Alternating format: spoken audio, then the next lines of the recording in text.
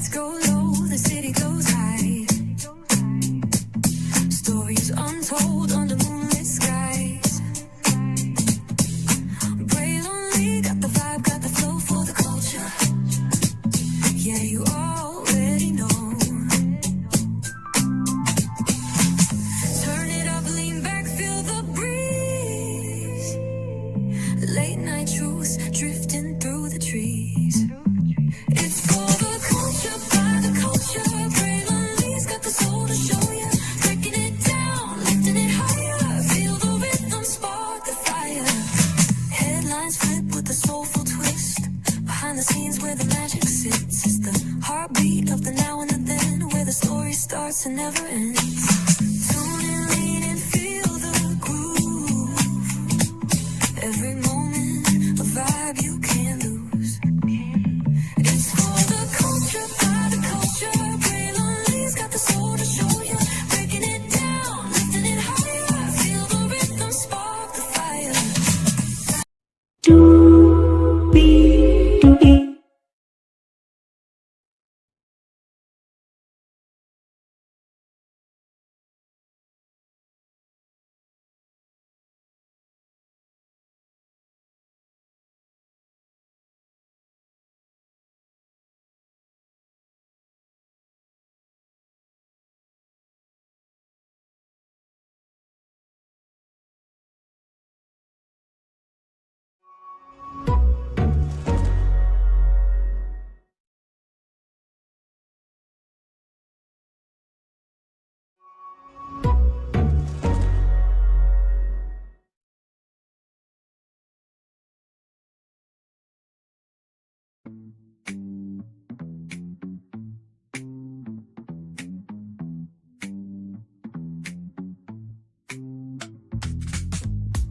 Well, hello.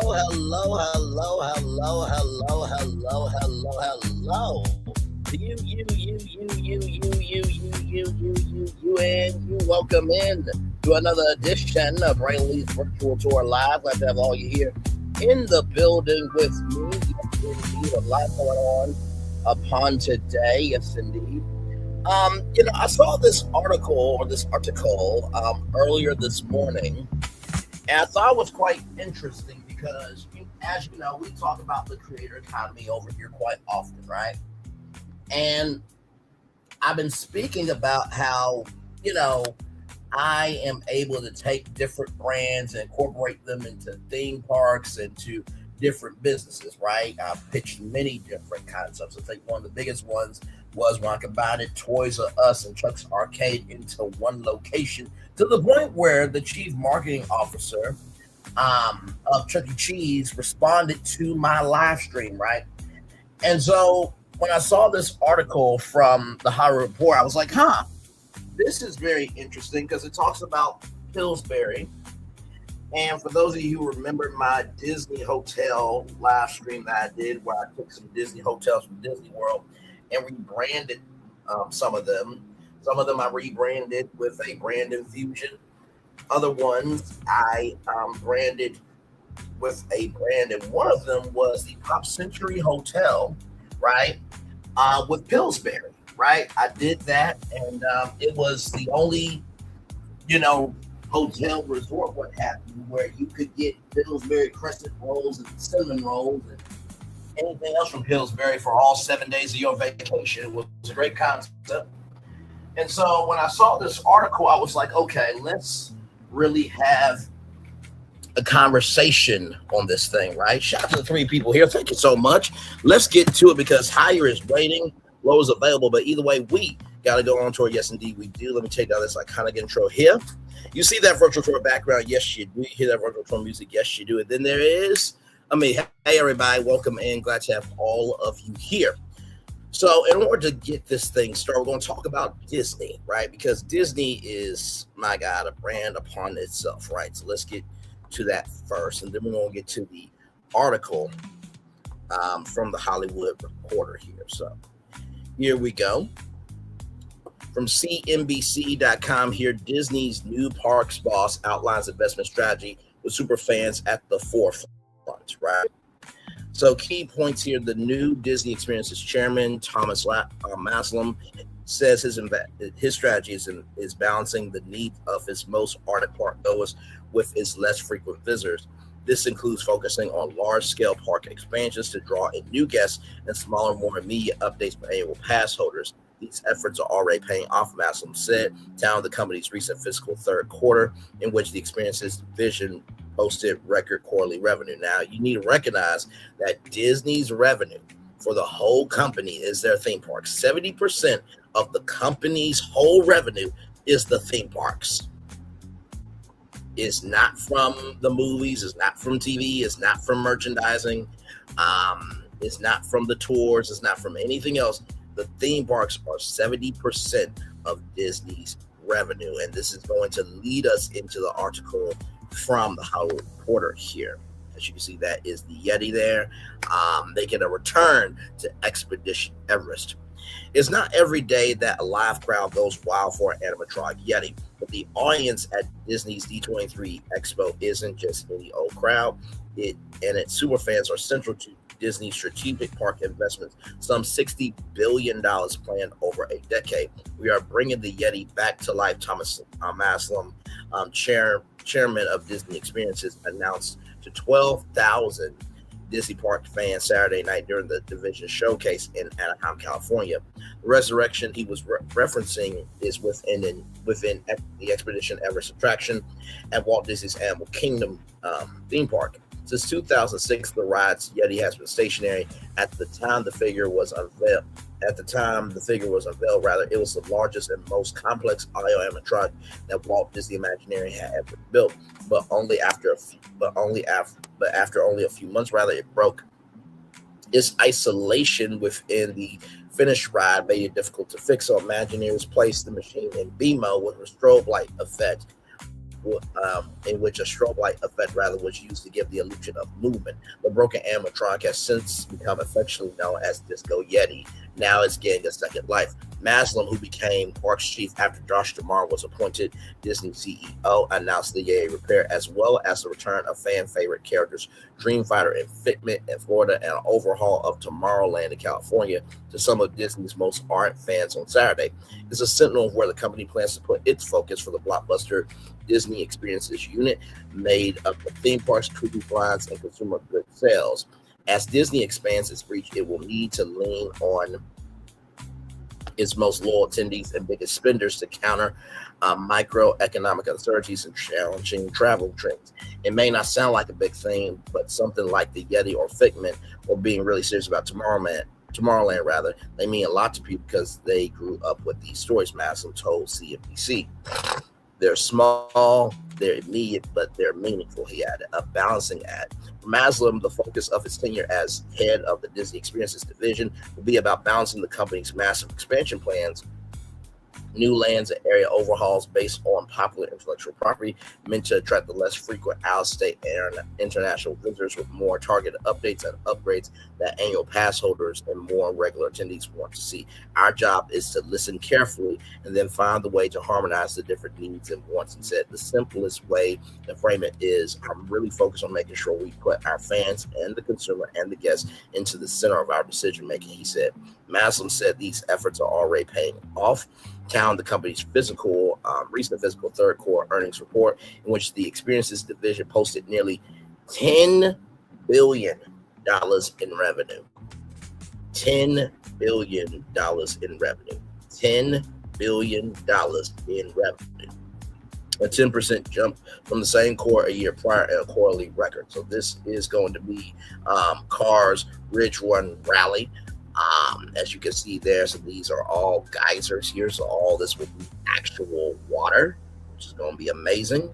I think the biggest thing that people are kind of worried about is it does rain, so because this is an outdoor attraction, how is that going to work, right?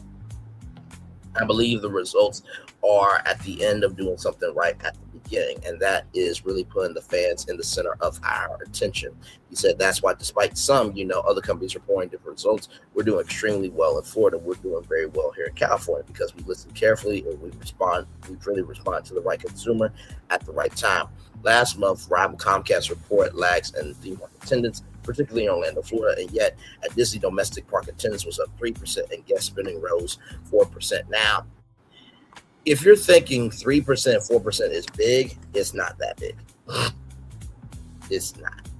It's not. It's just not. Disney has a fan base that goes beyond comprehension, right? And when you have that big of a fan base, you will always have consistency in being able to have that audience. Like I said like I said on the Friday show when we talked about the movies and TV, the real challenge here is this: can Disney create something new without forgetting its history, right? And they proved that with the movies and TV showcase. But then on Saturday, the question was, they did with movies and TV, but can they create that same energy in the theme parks in a way that is going to make the fans feel secure, but also excited? I'm paraphrasing, but that's basically what I said. But feel excited about what's to come. And for a lot of people, right? For example, Orange Grove 55 and many others, right? They wanted details, right? If you paid attention to the iridescent bouncing ball, it was not going to be that type of D23. It just was not. With us here at BFP Imagineering, the hardest part for us is not really so much the concept, right? Like, for example, Spindlewood Station, the village of Spindlewood Station that I pitched here live on YouTube. That was done in a day, right? But I also found the inch that I could take to make that a mile. The most difficult thing in pitching something to an audience is how do you balance out facts with it being entertaining, right? So with the mechanic of the carousel progress being the way that the announcements came about, it gave the fans a compass, right, to be able to follow along, right? Here's the direction we're going for here, there, and everywhere, right? And so if you look at the Horizons presentation, it actually was a win, because a lot of Disney fans said, okay, I am so done. Y'all are doing all these, live action remakes, y'all taking out the rides that, I grew up on, this, that, and third. And, for some Disney fans, they felt secure, right? Saturday night, right? I think the only one that's a little bit, how do I put this? The only one that really seems like the attraction that people are really apprehensive about is Spaceship Earth, right? Because you're going from the evolution of communication to now the evolution of human connection, right? And I think the only thing I can think, I said this to Phil Floringen today, that they're probably changing it from telephones and tablets and, pagers and things of that energy to, how cavemen and women hanged out all the way up to what we do today, right? So, like I said, we have to see, but nonetheless, I do think Disney understood the assignment was to stabilize the fan base, fan service the fans, and not to mention to make sure that the fans felt seen, heard, and embraced, rather. So the company attributed strong attendance to its Cool Kid Summer promotion, which featured kid-focused character meet and greets, dance parties, and air-conditioned hangout spots, as well as free water park admission on check-in day for guests at Disney resorts. I think the air-conditioned hangout spots would be greatly welcomed throughout the year, not just for Cool Kid Summer Disney, but that's neither here nor there. Disney also refreshed and reimagined park attractions like Buzz Lightyear's Space Ranger Spin, Big Thunder Mountain Railroad, and the Muppets themed Rock and Roller Coaster. Driving attendance with intellectual property. Next up is the refurbishment of the Carousel Progress, which is expected to be completed in late spring of 2027, and the opening of Monsters Inc. themed land. Monsters Inc. themed Metropolis land also set for 2027. In the meantime, Disney continues working on its Adventures Campus expansion at Disney's California Adventure. Its new Villains Land, the retheming of Frontierland featuring the Cars franchise, as well as the new Tropical Americas Land, among other long-term projects. And then here is the new show for Monstropolis. It's a new stage show, right? So there it is there. That will be in the Globe, right? A parody of the Globe, Shakespeare's The Globe Theater, right?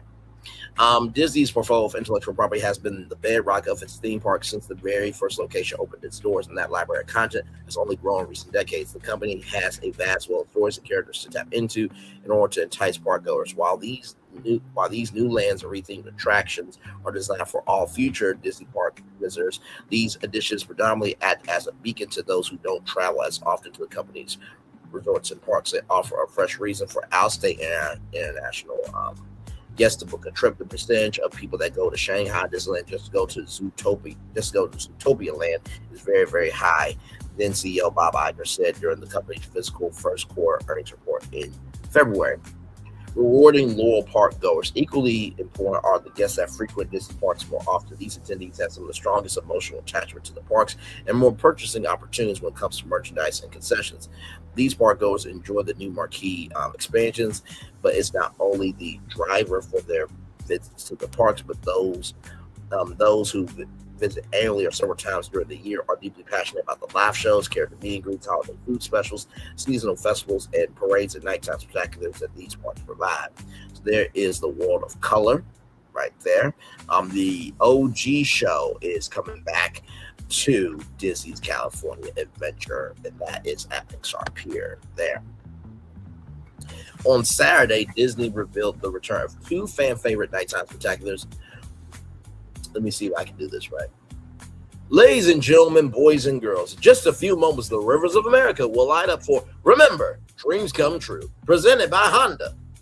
There it is there. A fireworks show at Disneyland, and the original World of Color at California Adventure, and the Magic Campus Parade will also be making a comeback at Disneyland. This new set of announcements demonstrate that Disney is listening to what the fans want. The Gavin Doyle, founder of MickeyVisit.com, the reaction in the room was cheering and thunderous applause. People feel like Disney hears what they've been asking for. So there is that there. Now, you probably are wondering, what does this have to do with, brands in Hollywood, right? You think about what Dave Thomas Maslam said, right? Putting fans and what they want at the heart of their decision making, right? It is using that as a guide and also bringing in resources to make sure that you guys are able to creatively and operationally execute it in a fashion that works out for you, but also too that the fans also feel respected in every regard, right? So that's how this article relates to that. Now, Tom from WDW News Today has this to say. Tom's D23 fandom rant. You got the Yeti, Dreamfire, Tomorrowland, Spaceship Earth. What more do you want? Here we go from Tom Corliss, everybody, right here. I have seen a tremendous number of social media posts expressing disappointment, and I would say unnecessary disappointment in the park's presentation at this year's D23, the ultimate Disney fan event. This rant, however, is not about the presentation. This rant is about the Disney fandom.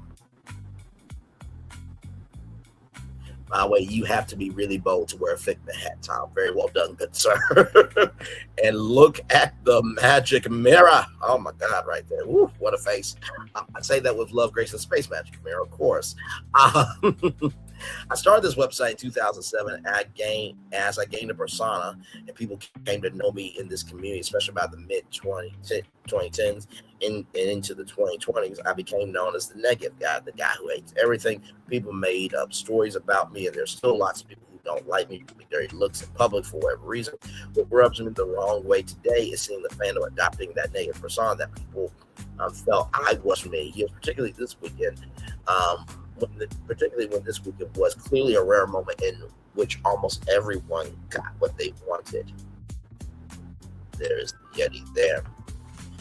I have been to nearly every D23, and there were rightful complaints at the end of all of them. However, this was a year where we got so many incredible details about the projects that are coming up that have already been announced, along with the huge announcements that we have yearned for, like Disneyland's Tomorrowland. If you're a true Disney Parks fan, you should be able to find joy or happiness in that at least one of the announcements made at D23, the Ultimate Disney Fan Event 2026, such as the Yeti at Everest being fixed, the return Dreamfinder and Figment, a reimagined Journey into Imagination attraction, a new Tomorrowland for Disneyland, the original Space Balance de la Tour a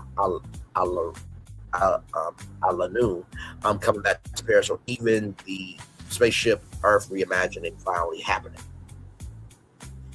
Patrick Harris, he did his thing. Yes, he did. Yes, he did. Yes, he did. If you're not one of those things mentioned, if not one of those things rather mentioned above speaks to you, then you're not one of us. I'm sorry, you're just not. And don't come after me with this is some sort of gatekeeping, because it isn't. If the biggest complaints of 20 plus years of being addressed is incredibly silly to be upset with where we are going, or to claim that this event was somehow disappointment. If anything is disappointing, it's that these things, which were the most wanted for decades, aren't enough for you. If you're a Disneyland fan, that Tomorrowland news should be earth-shattering. If you're a Walt Disney World fan, either the Yeti or the Dreamfinder and Figment should be tremendous news for you. And obviously, if you're a Disneyland Paris fan, you're getting what you've always wanted. And so I'm happy for you once again to enjoy Space Mountain rather, as Imagineers first intended. And there is Tomorrowland there. And then there's the Spaceship Earth refurbishment finally happening. I saw people complain about that. They're going to ruin Spaceship Earth. The current ending is just black currants, triangles, and a jib-jab video, and they're going to ruin that. Are you okay? The absolute worst version of Spaceship Earth is the current one of the four of them. And it is not arguable in any way, shape, or form, because it literally doesn't have a second half. The next chapter begins, and this is all they showed. Nothing more, nothing less, right? Kudos to Thomas Maslam, chairman of Disney Experiences, as it's called now. He has cemented himself already as the real deal for the fans. Every Imagineer I've spoken to this week has said nothing but the most glowingly positive things about Maslam. I'm excited to see where he takes these special places we love so dearly next. The more I've talked to Thomas, the more I've seen he's genuine in what he says and that he cares. Over half the people that have held this job in my lifetime were the total opposites. So as long as these projects are carried out, he'll have accomplished more positively in one night than most of them did in their entire tenures. There is Thomas Maslam right there. And don't get me wrong, his number one job is financial. His number one job is to make money for this company. But I think he's smart enough to know and understand that what some of his predecessors did not. There's a lot of money in the people like us who love this place and come back time after time and buy all the merchandise and stay in the hotels and renew that annual pass every year. And there's Josh tomorrow saying hi to the fans on the floor, which I gotta give Josh credit. I have reamed Josh, I have reamed Disney, I have reamed the Imagineers.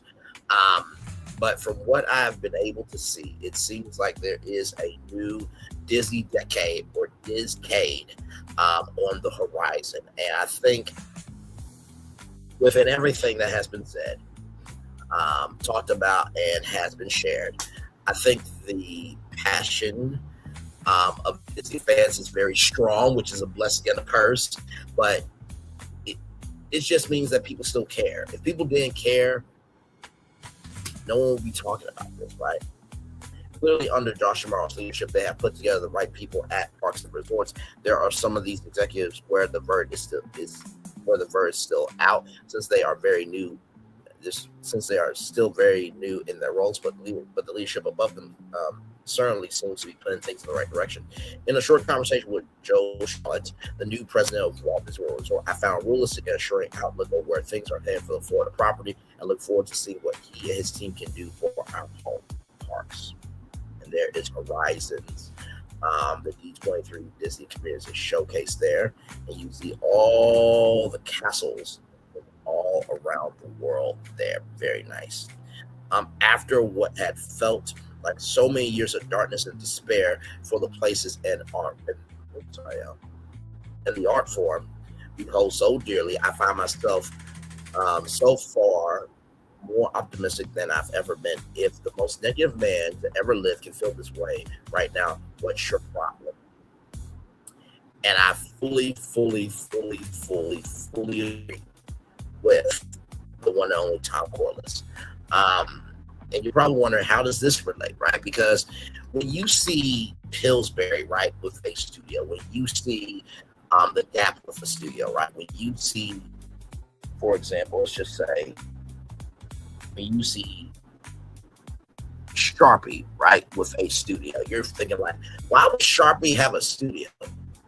Well, Sharpie is all about creativity, right, and writing what can be, and color, right? When you think about, for example, B-Dubs, right, Buffalo Wild Wings, imagine they came out with a studio. What could they do? Beer, wings, sports, right? So they could talk about, they could have food content, they could have alcohol content, the behind the scenes of making beer and wine and whiskey and everything in between. They can also have sports content, right? So it's all done in a fashion that is able to showcase the brand being more than just what they normally do, right? The product or service is an ancillary way for you to get to know them and they get to know you.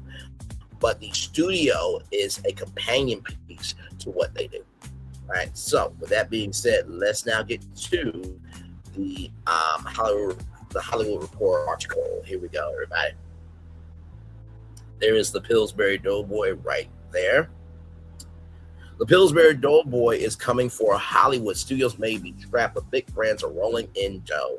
How companies from the Gap into General Mills are luring A-list talent and keeping an ailing industry afloat. Now, remember, when we talked about the economy of Hollywood, 70% of sound stages in Hollywood are empty right now. 70% of sound stages in Hollywood are empty right now. 70% of sound stages in Hollywood are empty right now. Now, you got to think about this, right? Movies and TV shows, they have been moving out of Hollywood because other places are giving tax credits, right? Marvel, I believe they moved from Georgia to the United Kingdom to overseas.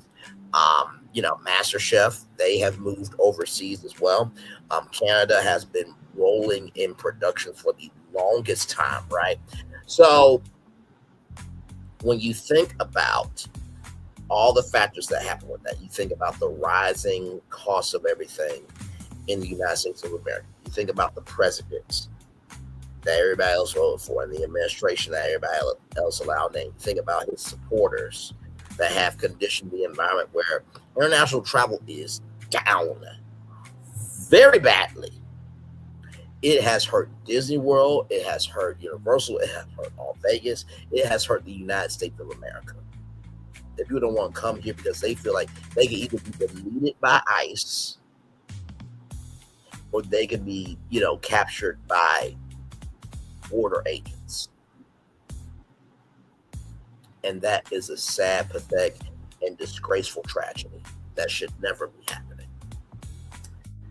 Let's continue on. And also, too, y'all, in addition to all that, right, you also got to think about with California, right? California has some of the highest taxes in the world, right? And also, too, you got to think about the permit game where you could have, 3 to 4 locations in one permit. Now you have to pay you have to pay a permit for each location that you do, right? And also, too, in that same token, some people have evolved from, wanting to be in Hollywood to now not wanting to be in Hollywood, right? So I think about the Olympics that will be happening in 2028, right, in Los Angeles. And so, we talked about the big news about the Warner Brothers Ranch that will be having,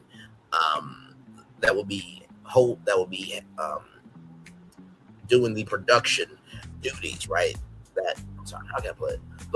The Warner Brothers Ranch will be the home of all the production operations for the Olympics in LA in 2028. So let's continue on here. Here we go.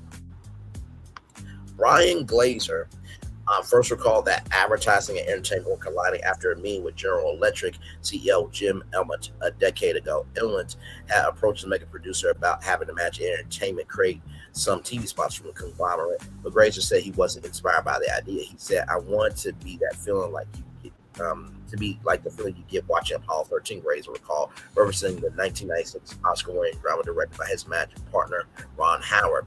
"I said, I understand that's what you like, but it just doesn't do it." Glazer understandably was skeptical. Imagine was in the film and TV business, not the ad business. Okay.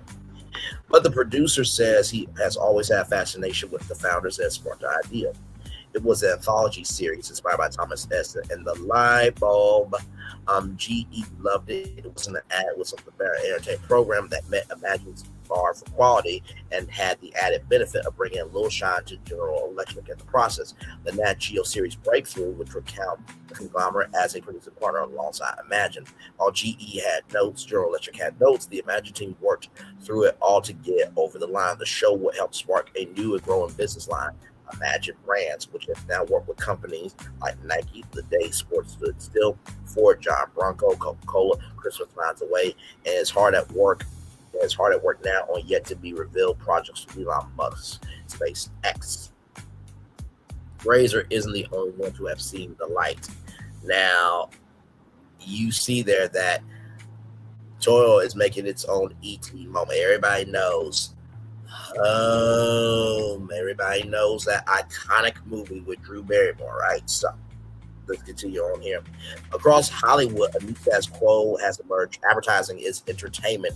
Major companies and brands are thinking hard about how to present themselves to customers, learning a thing or two from the major studios. In the process, it's a full circle moment in ways. In the early days of television, the line between advertising and entertainment were blurry as best. Just look for clips on YouTube from the Colgate Comedy Hour, the Texaco Star Theater, or the Gillette Cavalcade of Sports. Over the ensuing decades, however, advertising has become something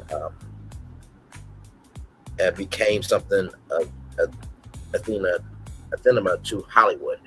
And if you don't know how soap operas came to be, they were sponsored by soap companies. That's why they were called soap operas. P&G Studios is a production partner with Beyond the Gates.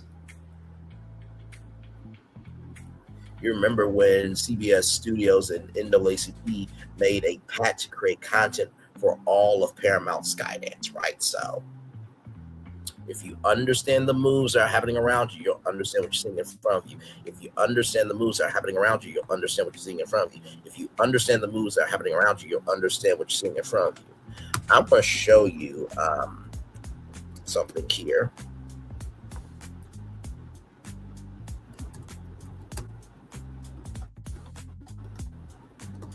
And this was one of the greatest. This is one of the greatest game shows on TV. And I just want you guys to see the intro here. Okay, so here we go. Let's do this.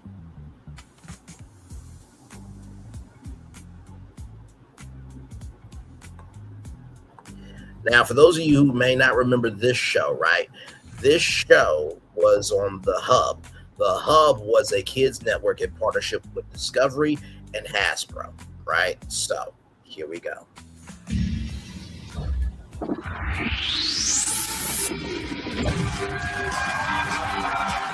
Tonight, we're playing the games you love to play with your family in a whole new way. Boggle, Connect 4, Sorry, Cranium, and Bop It.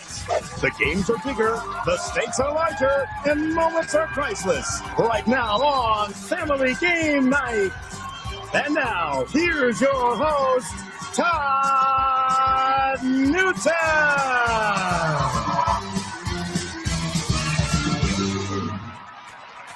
Thank you, guys, and thank you for being here. Welcome to family game night. This is it. This is where all of your favorite games are about to come to life right here on our stage. What a great group. It's all happening right now. Hey, it's time to find out who is going to be playing these games. Let's say hello to Mackenzie's family. So this was basically every Hasbro game that you can think of coming to life in a game show format.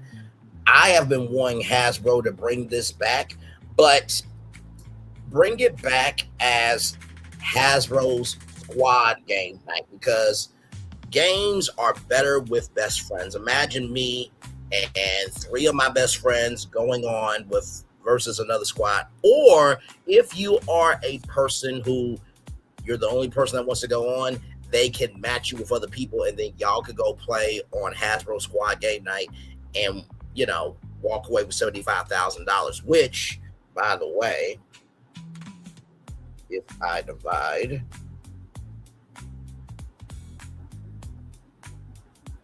$75,000 divided by 4, that's $18,000, right? $750 per person, right? So, but yeah, so, and I submitted 14 pitches to NBC Universal, right? Some of them,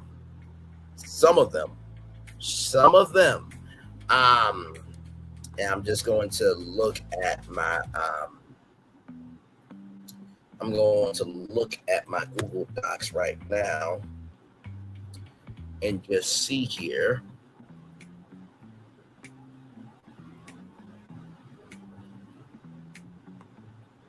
But you know what? I know what I need to do. I need to go to my slides.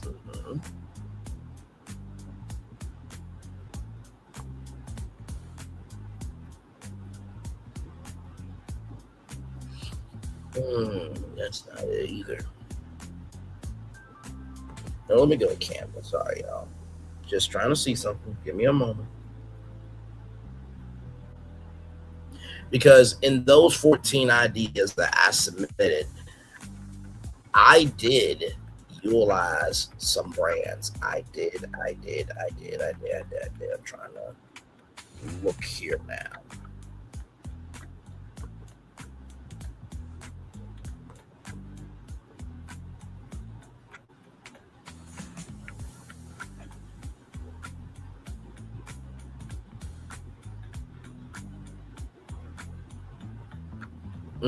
So I had one. I'm trying to count them all. So I had 1, 2,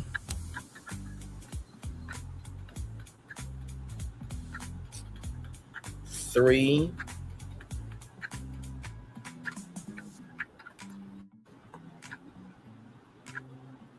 4. I think I had about 3 of them be, you know, branded content or entertainment, marketing, you know, show, unscripted shows. And I'm not going to say what they are, but I know which one I really want NBC Universal to pick up. And they pick up that show, I promise you it is going to change everything you know about reality TV. That's all I can say. I cannot say any more than that. But sincerely, you know, for me going into my head here and to come up with 14 different shows, first of all, you have to know that took time, energy, and commitment. It took all the time, energy, and a commitment to making those happen. Number 2, I did study the landscape and thought to myself, well, there has to be more to television than just the traditional plug and play of a dating show or a game show or a interview show or a live event. What's that inch, to use my methodology? What's the inch that's not being seen, heard, and embraced? How can I stretch that to make it a mile, right? To expand the tent of how people can see entertainment. So there it is. Let's keep going here. It paid the bill, sure, but star talent shielded away from participating outside a handful of money grabs in foreign markets like Japan and Italy. rather. Now, however, the brands are back with a vengeance, and they have buy-in from every part of the industry. Though everyone involved, though everyone involved, from the brand managers to the actors, need to weigh the trade-offs of participating. I think brands now know what they know and know what they don't know, which is even more important, says William Morris Endeavor, head of entertainment marketing, Liz Walsek. Adds George Dewey, co-founder of the studio Maximum Effort, alongside Ryan Reynolds, who has also been in the forefront of brand storytelling. Brands are in a transitional period. Even as recently as 4 or 5 years ago, you could spend $20 million on TV and have a brand campaign with tremendous impact. Now the only place where all the watching something live together at the same time and having that collective experience is sports, and it's getting so expensive, 20 million doesn't go as far as it used to.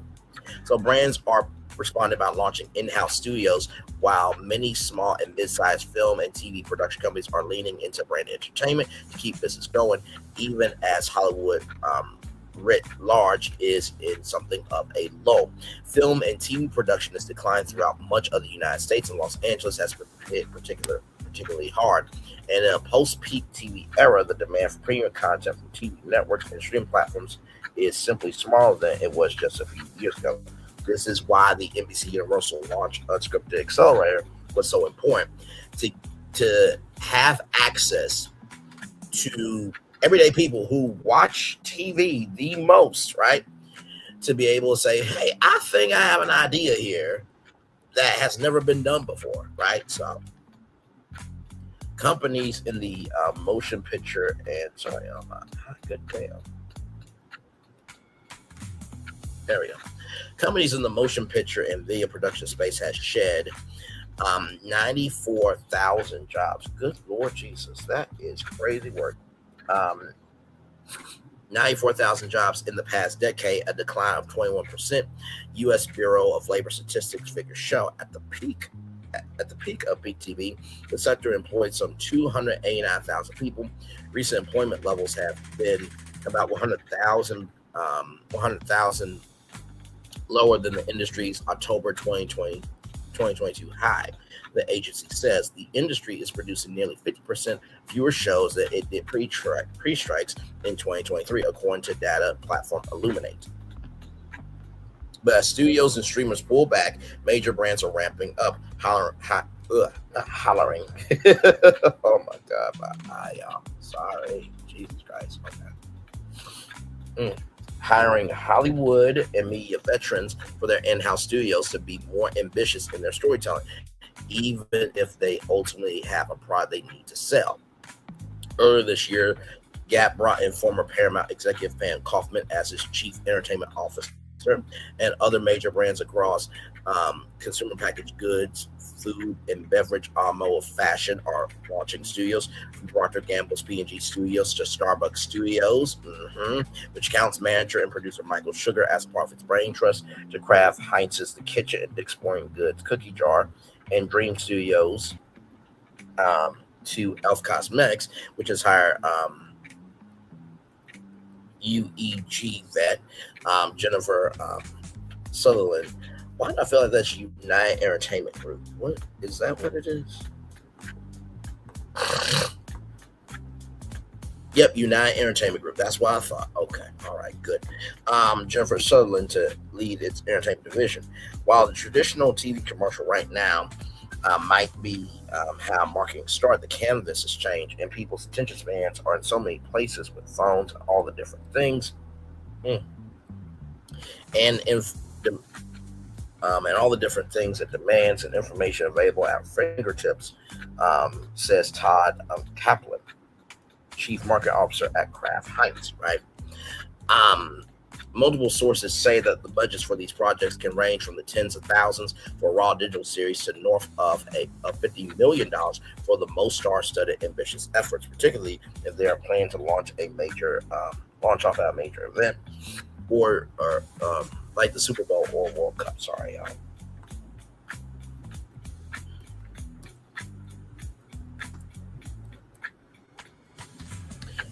So this is something that you guys may not know. show, right? So this is the second year that this has happened, right? So there is the Oscar Mayer Weenie 500, right? And this is a real I want you to see this.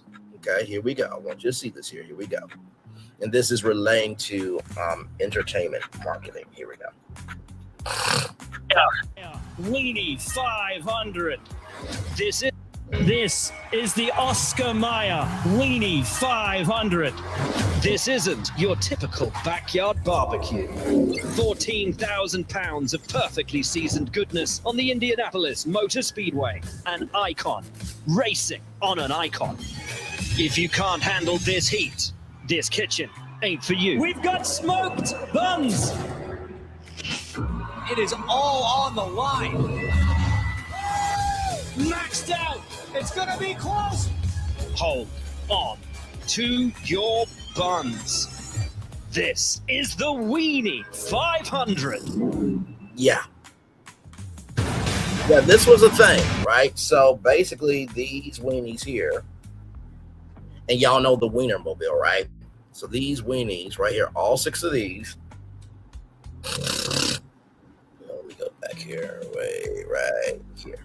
So these 6 weenies actually raced around the track, right? So we're going to see just a little bit of this here. Here we go. Locals are not a fan, and you got to think it's playing in their heads a little bit. As we get further into this race, the tires start to fall off. These weenies get hard to handle. You got to grab them with both hands and make sure you hang on through these corners because they can really start stepping out and getting away from you. Do not want to overcook it Hot early. dog is coming out in front. Sliding out though and having a look. Seattle Dog making a move. You see that there? Oh! That's a block, Townsend. That's absolutely a block. That is a dirty wiener.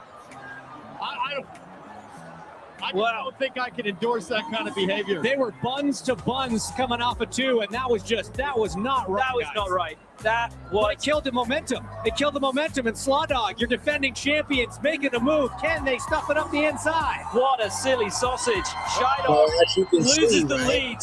This was the second annual one, so there is definitely more to come for sure. So, like I said before, if you understand the moves that are happening around you, you'll understand what you're seeing in front of you. Hey, Phil, good to see you, good sir. And I talked with Phil and Florentin about some of my pitches, right? And when I tell you that I made 14 different pitches, let me explain something to you. There was no limit to the NBC Universal competition, right? I could submit as many as I wanted to, but I had to do an individual submission, right?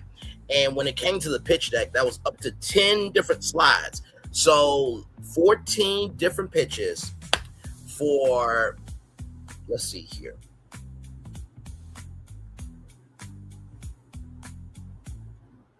So basically, I did 140 slides for 14 different TV show pitches. Okay?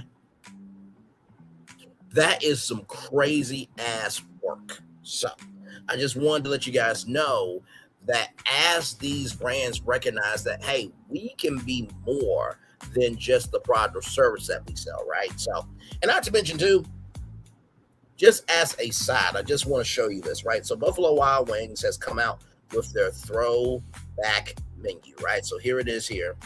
So you have the throwback sampler, which means you get everything. You get buffalo chips here. You get the hot barbecue bone-in wings. You have the garlic mushrooms.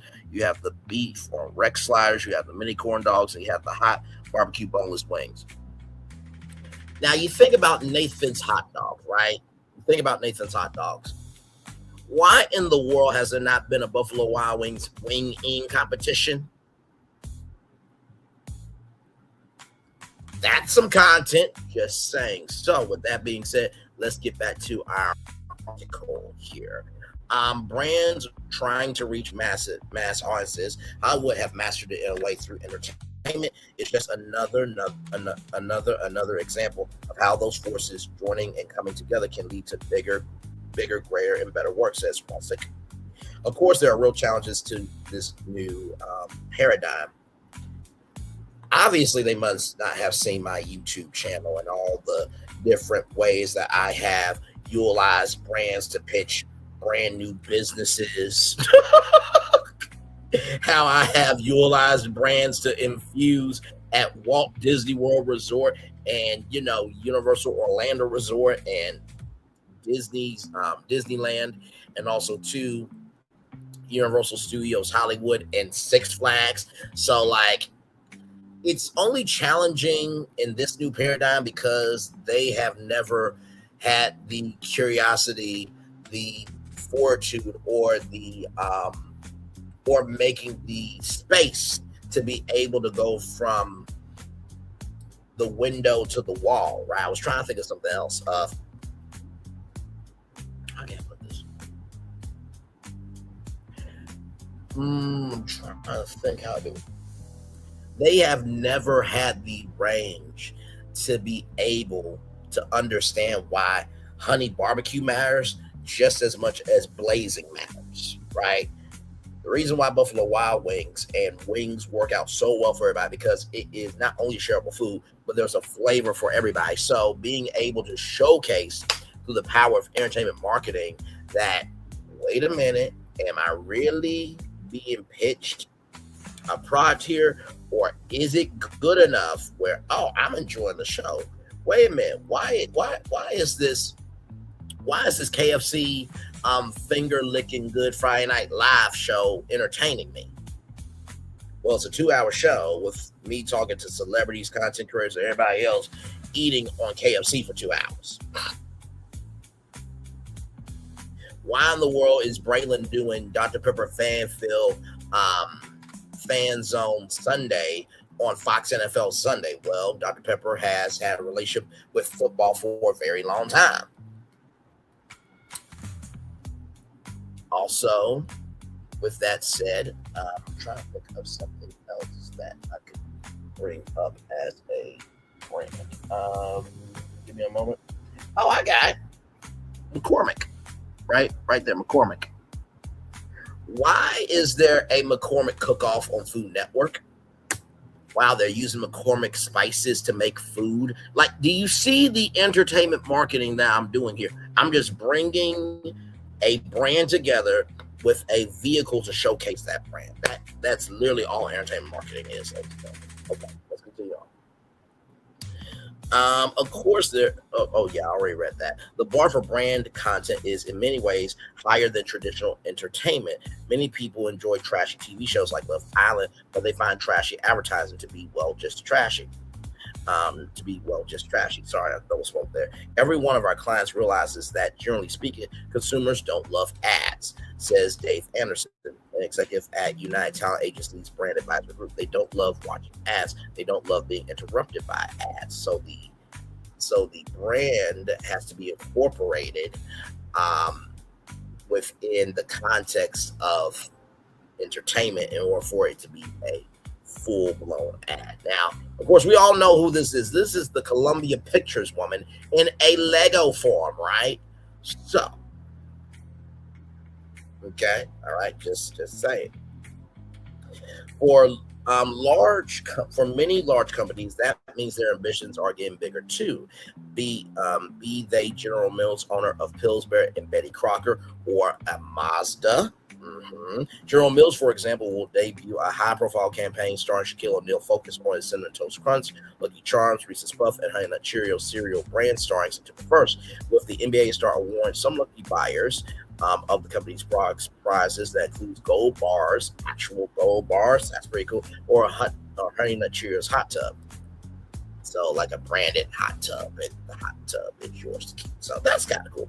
In July, the grocery store chain Albertsons partnered with Procter & Gamble on a scripted series called Rico's Tacos, a lighthearted show about a family building a taco business using P&G products along the way. Prada turned to Barry Jenkins to direct a short film highlighting the luxury houses fall and winter 2026 collection. And on July 22nd, Lavazza, which is a coffee brand, by the way, launched a digital short series directed by Francesca Scorsese, starring herself and her dad, exploring New York City while drinking espresso, of course. That's what it's all about, says Martin Scorsese. Lifted his La Mesa Espresso Cup in the Family Blend series. The show was inspired by Francesca Scorsese's TikTok, where she posts fun videos, often with her father, showing off their family dynamic. If you're in this business, you watch these movies, you appreciate what he's about, you appreciate his cinematic excellence. Says Drew Buckley, president and chief operating officer of Propgate Content, when he produced the series. Now to see this new version of him on TikTok was always interesting, but to see his love for Francesca, that's the number one dynamic you see. Now, I want to bring up something real quick, because Propgate Entertainment, right?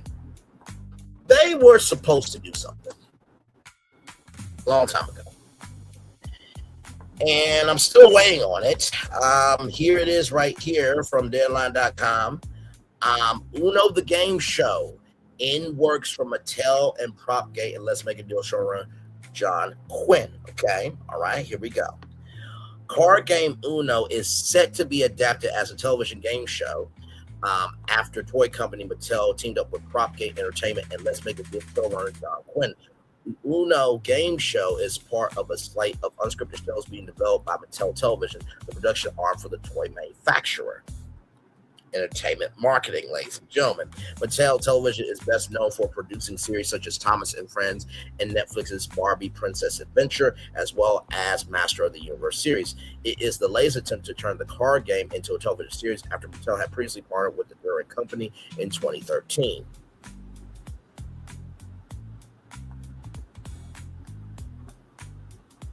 Okay, give me a moment, y'all. This thing is going to trip. Oh, see, you see how technology works now? Give me a moment, y'all. Because I really want to break down this and also one more thing. And if you paid attention to me over time, you know that I have mentioned these on the channel, right? So give me one moment, y'all. One moment, please.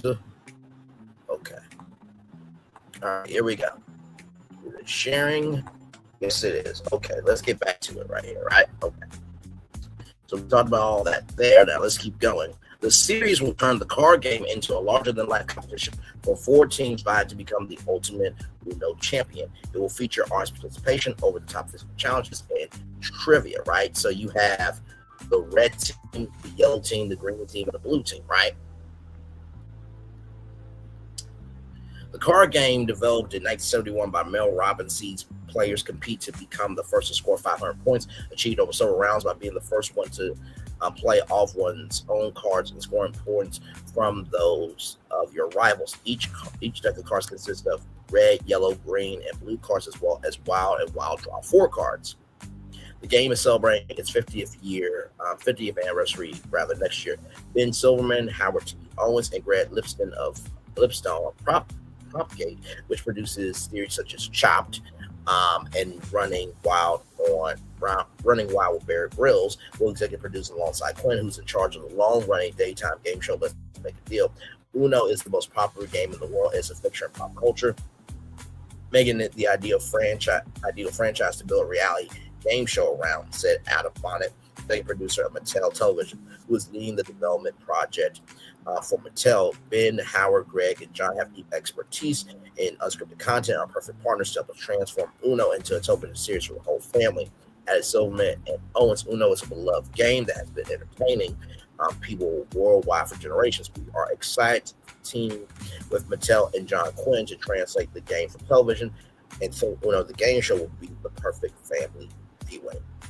So there is that there. Now, I'm gonna do something live, if you don't mind, right? So give me a moment, because I do like the concept, right, of 4 teams going at. Now, of course, maybe, a Uno house competition where you have physical challenges, or better yet, Uno camp, right? Now, I know what you're thinking. Where would they do this at, right? I'm so glad you asked.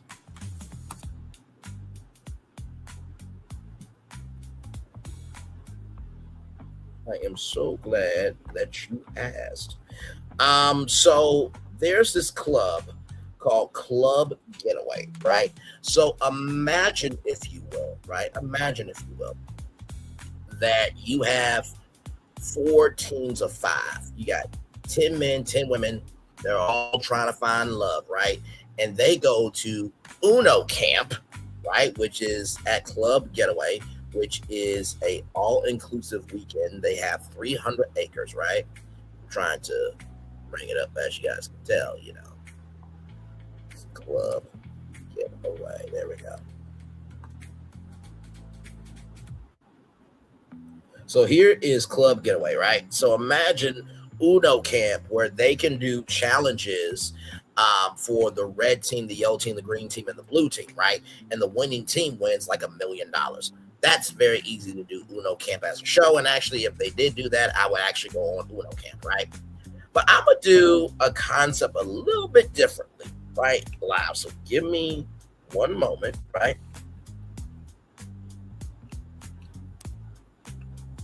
Give me one moment, because for me, it's all about making sure that we are doing something different, right? And what I'm about to pitch to y'all live, I don't think Mattel will ever do this, because like they said, Uno is such a family game. Although Uno is black people's game, I will definitely say that. If you don't know how to play spades, you better know how to play Uno. Okay, so just want to say that. But I'm going to do something a little bit different here.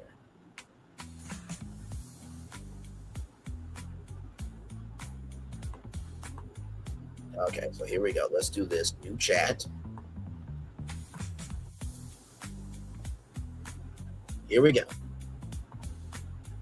So create all this right here and logistics plan for Uno, the best card dating show, where one bachelor or bachelorette has 20 singles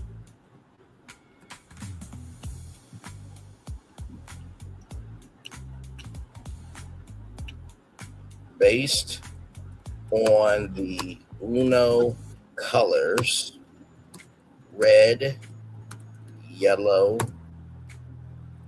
green, and blue. Better yet, and the wild card. So that would be 25 singles, right?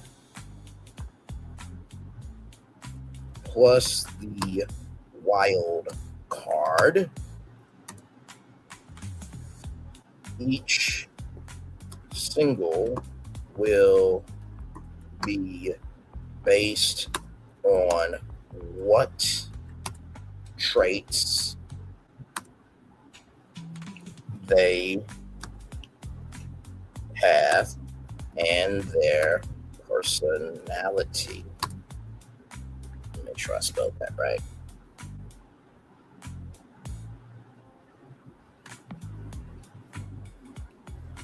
Personality.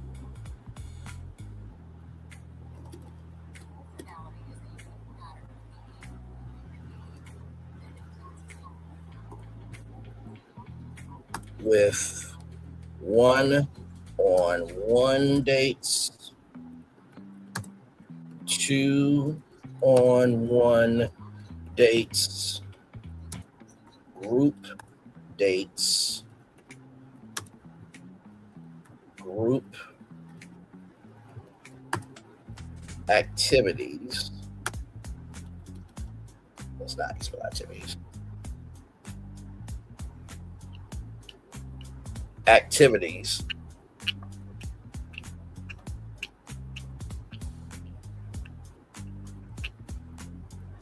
Okay.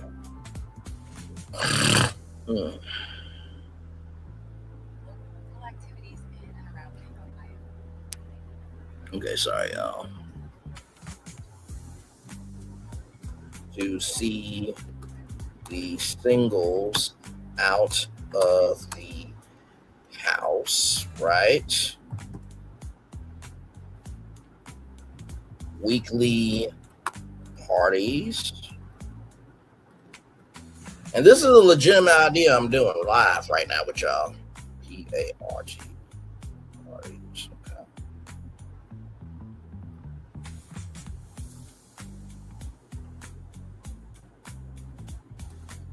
Plus more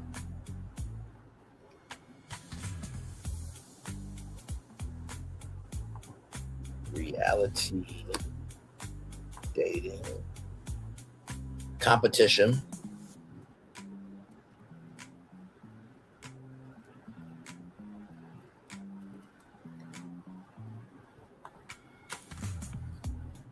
It is the game that you know and love, but can that same game help you find love? Okay, you ready for this? All right. All right, here we go. This is done live, y'all. I am not joking with y'all. I literally just came up with this. Now, like I said, I don't think Mattel would actually do this show because, for one, I think that this is too dangerous of a show. But I do believe that this would flip everything you know about Uno on its head. You ready? Here we go.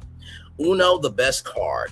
Reality dating competition series. Tagline is the game you know and love, but can the same game help you find love? The core premise, one eligible bachelor or bachelorette enters the Uno house with 25 singles.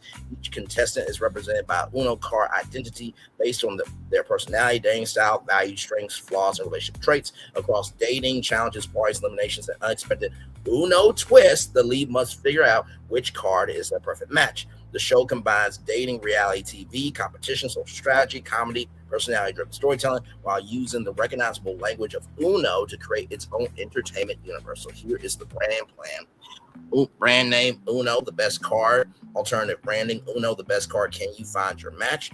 Brand promise, Uno has always been about knowing which card to play. This time the card is a person. The show transforms familiar Uno mechanics into a dating ecosystem where every contestant has a role, every day has a purpose, every decision can change the game. Brand positioning. Uno, the best card, is positioned as a dating competition, a personality experiment, a social strategy game, a romantic reality series, a pop culture entertainment franchise, and an extension of the Uno brand beyond the tabletop. The goal isn't simply who will get the final rose. It's who is the best card for you. So that's number one, right? So then you have the Uno house, right? The entire season takes place around a highly designed Uno house, or basically, it really wouldn't be the Uno house, but these 25 people will be based on the color of the Uno card that they relate to, right? So the red house represents passion, confidence, romance, ambition, intensity, and leadership. Red contestants tend to be bold, expressive, and emotionally driven. Yellow house represents humor, optimism, energy, social personality, adventure, spontaneity. Yellow contestants are the life of the party. Greenhouse represents stability, loyalty, growth, patience, family, emotional maturity. Green contestants may be the strongest long-term relationship candidates. Blue house represents intelligence, calmness, communication, thoughtfulness, creativity, emotional depth. Blue contestants are often analytical and introspective. And wild cards, the wild contestants are the unpredictable ones. They could be extremely adaptable, hard to categorize, multidimensional, unconventional, rebellious, extremely charismatic. The wild cards don't necessarily play by the same rules as everybody else. So do you see how I took the game of Uno and just made a dating show out? That's basically entertainment marketing. Like I said, Mattel, I don't think they would do this. But then again, we don't know, right? We do not know. Because Mattel, they're coming out with Mashbox the movie, where these people called the Mashbox gang, they have to steal a nuclear warhead in order to get back to their lives. So that is dealing with some adult themes, right? So who knows, right? Let's keep going. The 25 singles are introduced. 25 singles are introduced, simply introduced as contestant 1 through 25. Each person receives an Uno identity. For example, red 7, the romantic; red 9, the gold getter; red 3, the passionate one. Now, of course, all these people have names, right? We would just assign them with, the card, right? So imagine, your face in an Uno card. And so, there's 25 cards, right, down on the table, and they pick up a Uno card.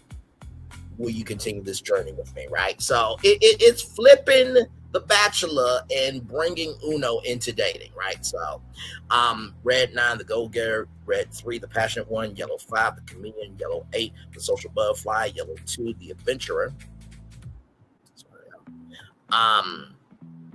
Yellow 2, the adventurer; green 6, the caretaker; green 9, the loyal one; green 4, the family person; blue 7, the intellectual; blue 2, the deep thinker; blue 9, the creative; wild, the mystery; wild, the free spirit; wild, the unpredictable. The contestant's card becomes part of their identity throughout the season. The lead at the center is one lead is at the center rather is one bachelor or bachelorette, but unlike traditional dating shows, the contestant doesn't know everything about the contestants immediately. Their personalities have to be discovered through gameplay and relationships. The lead's journey becomes attraction, compatibility, trust, conflict, discovery, and commitment. The game plan the season operates around the concept: know your cards. Every week presents different opportunities to learn about the contestant. Weekly structure. Monday, the card draw. The lead receives the week's first Uno card draw. This determines the unexpected element of the week's game. Example: someone chooses for a date, swap date partners, send 2 contestants on a date, protect someone from elimination, force 2 contestants to work together, reveal contestant secret, change the elimination rules, right? So then Tuesday, the lead selects one contestant for an intimate date. Now, here's the cool thing. The lead will work with the producers to create the dates, right? But then after that, the bachelor or bachelorette will choose from a red, yellow, green, or blue, or a wild card date. Do you get where I'm going here? Yes. Tuesday, the one-on-one date. The lead selects one contestant for an intimate date. Potential dates: cooking, concert, road trip, amusement park, art experience; sports, beach, luxury dinner, child, adventure activity, childhood inspired experience. At the end, the Uno date card. The lead decides keep playing or draw again. 2-on-1 dates, right? 2-on-1 dates compete for the lead's attention, but the twist is that the objective isn't necessarily to beat the other person. They may have to demonstrate communication, compatibility, teamwork, conflict resolution, trust, humor. The lead eventually chooses share my card or draw again. Group dates. Group dates allow the lead to see the contestants outside romantic situations. So, for some examples, Uno cook-off. Teams create dinner for the house. Uno Olympics. Physical and mental competitions. Uno game night. Contestants compete in giant versions of Uno. The compatibility challenge. The contestants answer questions about relationship. Family day. Contestants interact with family and loved ones. Creativity challenge. Contestants build something representing their ideal relationship. Now, out of the house activities. One of the show's biggest differentiators is showing what should be showing the contestants living real life together, right? So most of the time on dating shows, you really don't get to see the contestants actually hang out with each other, right? So this would be a part of the show. The show can send groups into the real world for volunteer projects, sports games, concerts, food festivals, theme parks, museums, bowling, karaoke, beach trips, cooking classes, community events, travel weekends, cultural experiences. This answers a very important question. Who are these people there not competing for someone's attention? So the weekly Uno party, every episode builds toward the Uno party. The party becomes the social epicenter of the episode. There can be DJs, mocktails, cocktails, performances, dancing, games, private conversations, confrontations, and surprise cards. Most importantly, the wild card moment. At some point during the party, production introduces an unexpected twist. The wild card is the show's biggest game mechanic. It can completely change the trajectory of the competition. Examples: wild date. The lead must take someone that they haven't dated yet. Wild swap. 2 contestants switch date groups. While save, the lead can save someone who would otherwise leave. A wild question, the contestant gets to ask the lead anything. Wild choice, the lead must eliminate one contestant immediately. Wild weekend, the lead and several contestants leave the house for a surprise trip. The audience never knows exactly when the wild card will appear. Oh no! This becomes a show's signature moment. A contestant can yell, "Oh no!" when they believe they have discovered a major connection. I think I found my person. Oh no! This could trigger a special private conversation with the lead. It can become both a gameplay mechanic and a cultural catchphrase. The elimination system, instead of simply copying the rose ceremony, create the Uno reveal. The lead stands in front of the remaining contestants. Each contestant card appears on a giant digital Uno billboard. The lead chooses the cards they want to continue playing. They're still in. Their card stays on the board. Draw again. The contestant is eliminated, right? Eventually the board becomes smaller and smaller. 25 cards down to 15, down to 7, down to 5, down to 5. 25 cards down to 15, then to 10, then to 7, then to 5, then to 3, then to 2, then to 1. The final three receive the final date card. Each finalist gets a major date designed around their relationship. One night might involve family, travel, adventure, career, future planning, and romance. The lead must determine who really fits into my life. The final two receive the ultimate Uno date. They spend the entire day with the lead. No competitions, no games, no twist, just conversation. Question becomes, if there were no game, would I still choose you? The final card at the finale, the lead chooses their best card instead of, will you accept this role? The iconic question becomes, will you be my best card? The finalist receives a custom Uno-inspired relationship card. This is all entertainment marketing is, guys. I'm literally doing this live in real time to just show you that what Hollywood is doing, what brands are doing, is actually expanding Hollywood in real time, right? The marketing campaign should make the show feel much bigger than a traditional dating reality show. Campaign theme, play for love, supporting messaging, find your match, choose your card, play your heart out. Love is a wild card. What's your card? Don't just play the game, find someone to play life with. Launch campaign phase 1, what is your card? Before reveal contestants, launch social quizzes rather. Fans answer questions like what's your dating personality? At the end, you're a blue 7. This creates immediate participation. Phase 2, the cards. Release contestants one at a time. Example, name and their card. Red 7, the romantic. 29, Atlanta. Falls hard, loves harder than. Name. Yellow 4, the comedian. 31, Chicago. If you don't laugh, you don't last. Social media plan. The social media strategy should make viewers feel like they're playing along with the show. So TikTok content in contestant introductions, day and advice, funny house moments, who's your card, green flag, yellow flag debates, so green card, red card debates, wild card challenges, date reactions, your predictions. Instagram, contestant cards, behind the scenes date, photography, polls, reels, stories, meme content.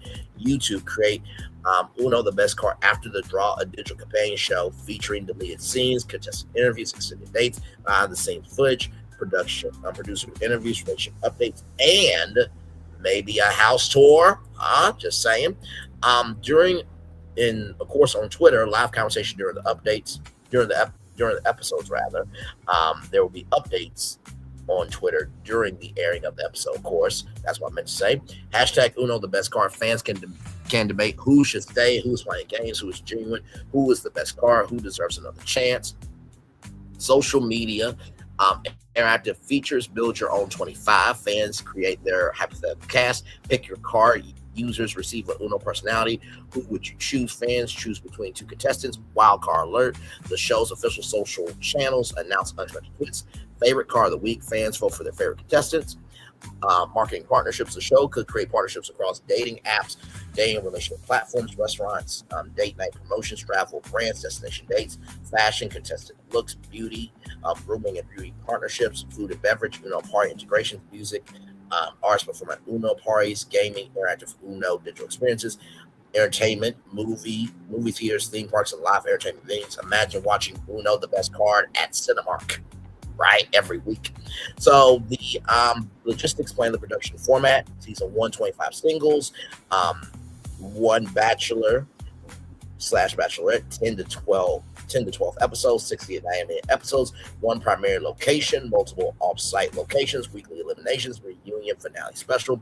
Production campus, the production location should contain the main Uno house, bedroom areas, kitchen, living room, confessional rooms, pool, outdoor lounge, and party space.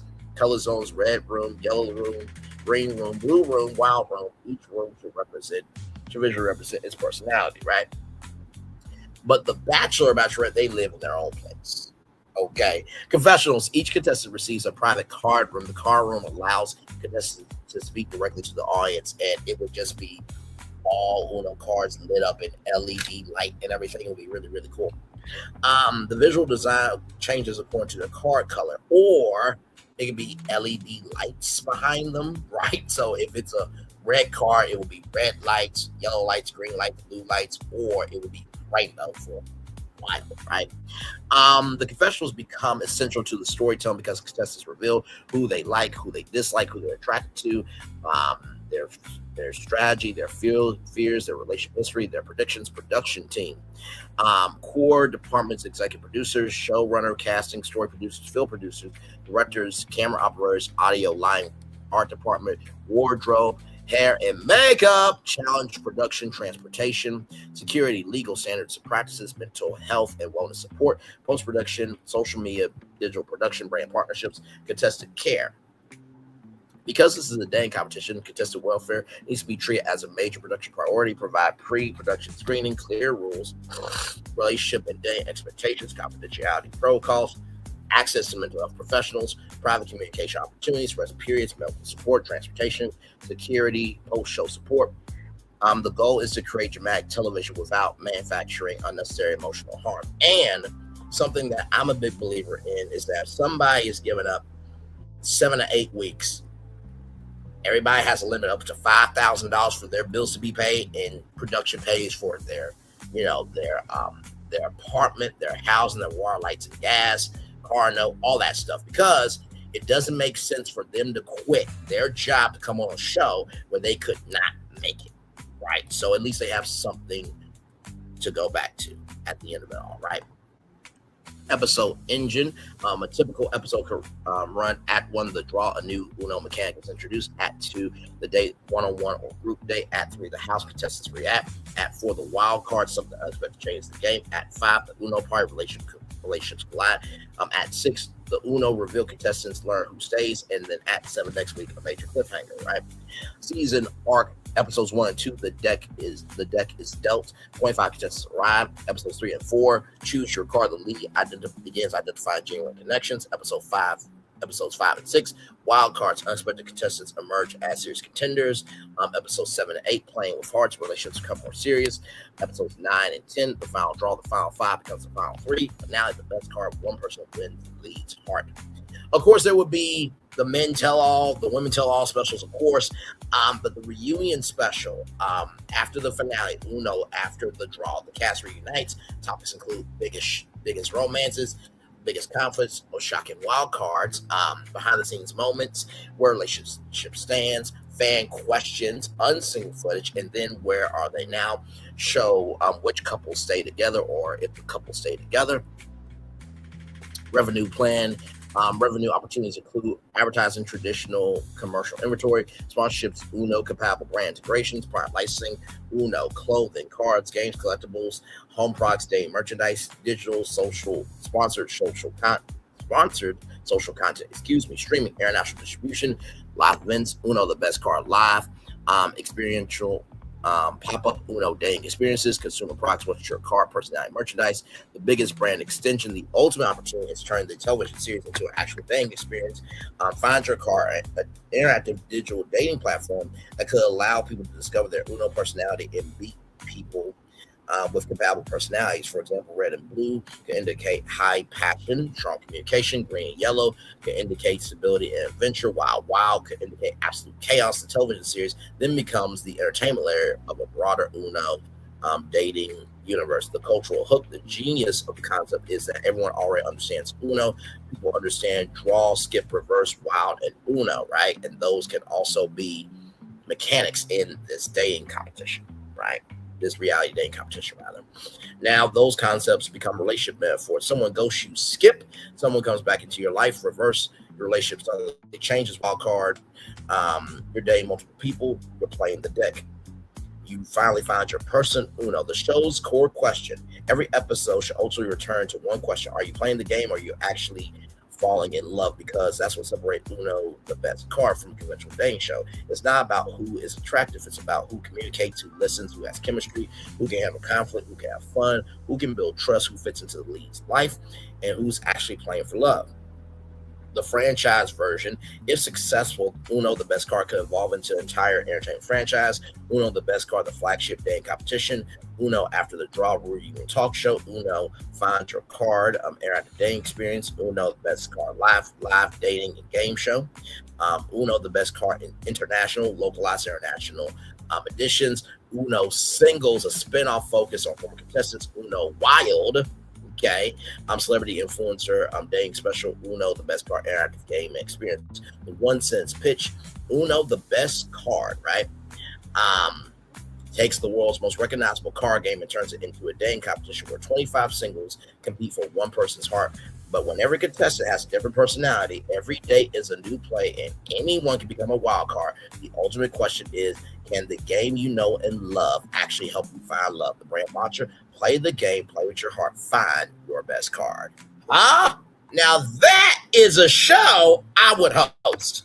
That is a show I would go on as a contestant. That is a show I would love to be the bachelor of. That is entertainment marketing, ladies and gentlemen. All right, let's continue on here. Family Blend will live on YouTube and TikTok as a textbook example of how increasingly brands and their in-house teams are chasing every marketer's holy grail: authenticity and taste, because they want specifically the founder's taste, said Grazer, of what brands are looking for. Because we make movies that inspire people, they are designed to inspire people. All of them go beyond the 30-second ad to become bona fide stories in their own right. We have this philosophy that I've been bringing over here to Kraft Heinz, and I call it marketing that happens. And it's really understanding how brands live beyond the walls of paid media, said Kraft Heinz Kaplan. Paid media is great. You can still buy a great TV spot, or you can still do an ad here or there, but it's how you can create organic conversations that are really opt-in from consumers and things that people want to share with their friends. So there is Family Blend there, where Francesca Scorsese and Marge Scorsese there. And then right here, Timothy Chalamet, the campaign for prediction market Kashi right there, okay? And then, of course, Dunkin', okay? You got all the 90s bros from back in the day in this commercial. That was very, very cool. Alfonso Ribeiro, Fresh Prince of Bel-Air, Jason Alexander, Seinfeld, Jaleel White, Family Matters, Ben Affleck, Good Will Hunting, Matthew LeBlanc, friends for a nostalgia-driven Super Bowl ad, right? Star Power helps A-listers from Ben Affleck, Duncan to Timothy Chalamet, Kashi are happy to work with brands too, and eager in many cases to play an active part in the creative process. Affleck, for example, has directed ads for Dunkin' and Stella Artois, whose company Arts Equity, and has found branded content to be a pivotal part of its business, working with stars like David Beckham and Jennifer Ashton, in the process to tell those stories. What has shifted for us for the first time, celebrities or talent see that brand advertising on market can be brand accredited, not brand fluid, says do it. Indeed, it wasn't that long ago that big stars would limit their commercial work to foreign countries like Japan, lest they degrade their reputation stateside. Having been on the marketing side and managing traditional creatives, you can see why talent was skeptical of doing advertising, because it used to be a dirty little secret or something you could do for money, says do it. But the ground has shifted significantly in the past few years. Sophisticated agents realize that it's not about a monetary transaction, says Anderson. It's great to see a celebrity's face on a billboard promoting that TV show, but it doesn't matter if that billboard advertising is if that billboard's advertising on a car, rather. Sometimes it can even be about getting a positive message across. Matt Damon was having a hard time breaking through. Not exactly a normal state of affairs for the Aussie actor. Alongside his acting work, Damon 2009 co-founded the charity water.org, which seeks to provide clean drinking water to people in communities throughout the world where it is scarce. The work of his charity never quite traveled as far in culture as the work he does on screen. We thought it was hard 17 years ago. It's only becoming harder, laments Damon, speaking with Hollywood Report in a well-appointed co-working space in New York's Flatiron District in June. So how does an A-list actor help his charity brand stand out in a cluttered environment? How about turning to rap? Damon created an alter ego. The Nomad is Damon spelled backwards. Oh, okay. Very cool. Yes, indeed. Released an original song in a video meant to catch people's attention. Drawing millions of views across platforms. I'm sorry, y'all. Okay, sorry about that, y'all. Let's see here.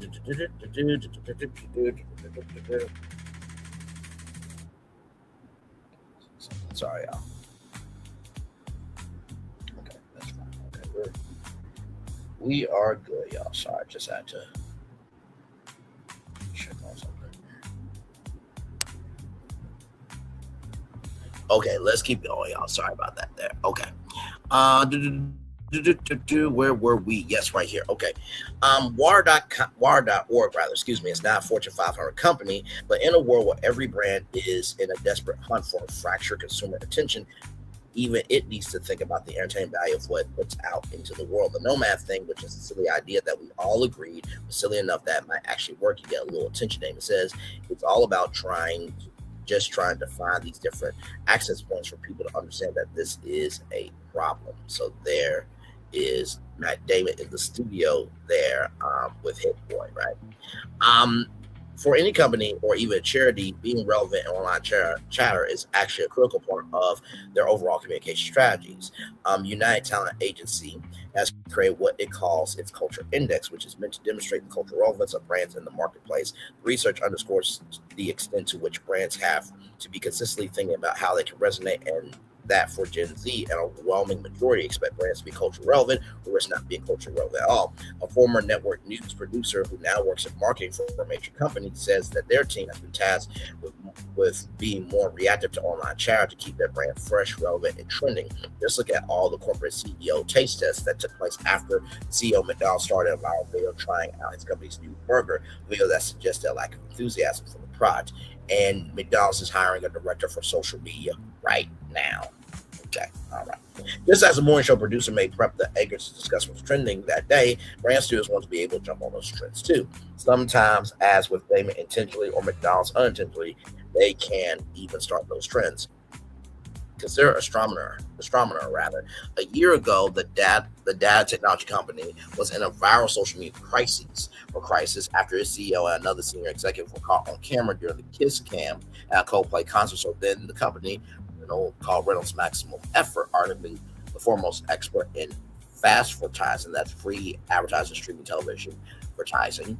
In the days, the studio persuaded Gwyneth Paltrow to serve as the temporary spokesperson for the brand in a YouTube video that played off the moment, giving it a much needed win at a challenging time.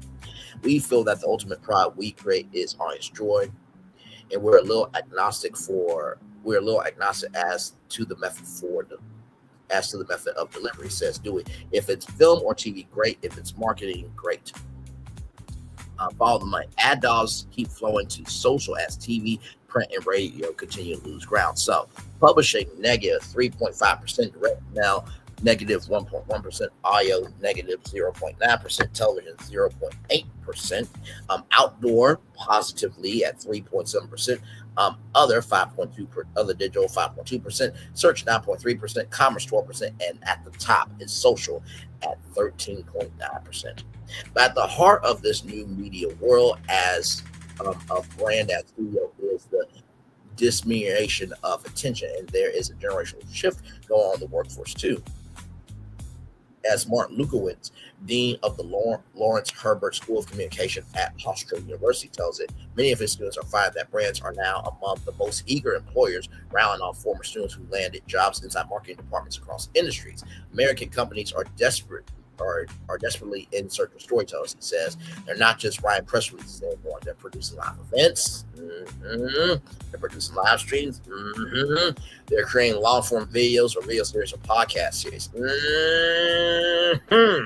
So all of those skills of storytelling now populate the worlds of finance and manufacturing and trade, public policy, and politics itself. Any congressional leader has a media operation, right? So those skills are coming to play in a way that in some ways give our students more options rather than the prior generation had to use the skills that they are getting here. Third parties aren't being cut out. Of course, ad agencies and talent firms are still very much in the mix, but big brands now have in-house teams that can more effectively coordinate their efforts, just as a production executive will work with filmmakers and production companies on a studio project. In fact, the growing trend has served as a lifeline for some independent production companies that have been able to also expand their sites with brand content, even as TV production did. Even as TV production declines, and feature films remain as challenging as ever to get made. Toyota Racing presents Pit Stop Tonight. Okay, so that is something very different there. I'm sure that it is. Actually, you know what? Can we watch Pit Stop Tonight and listen here? Right.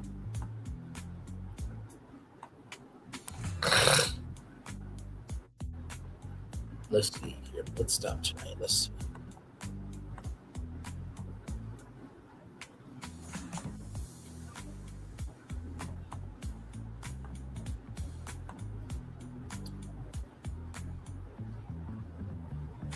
All right, so here is Pit Stop Tonight.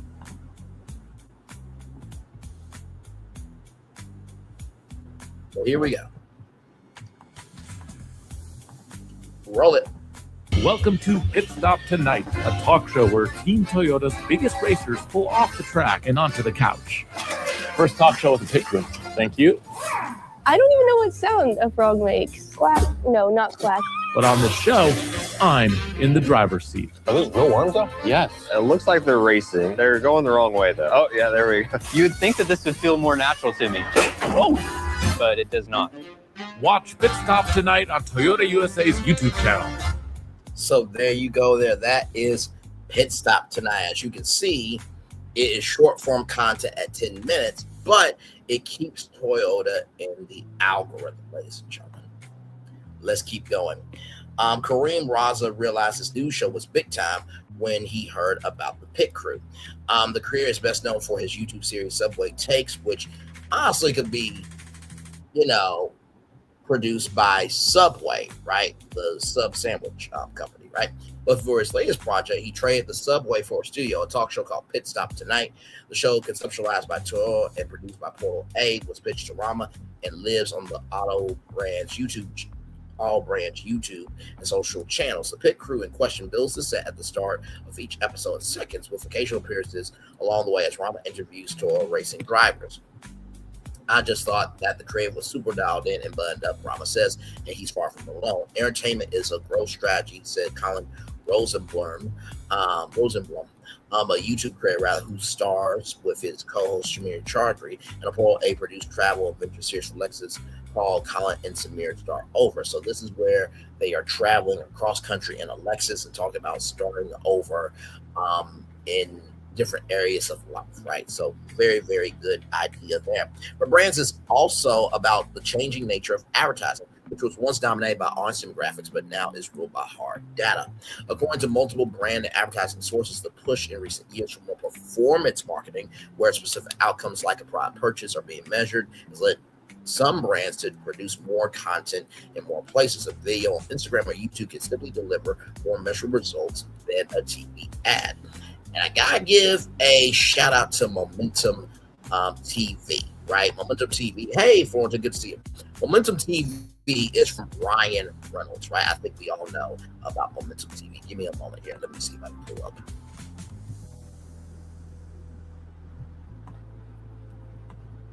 Momentum TV.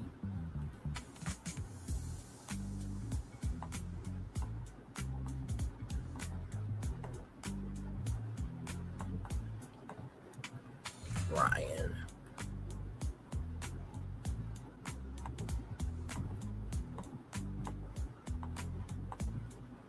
Okay, give me a moment, y'all.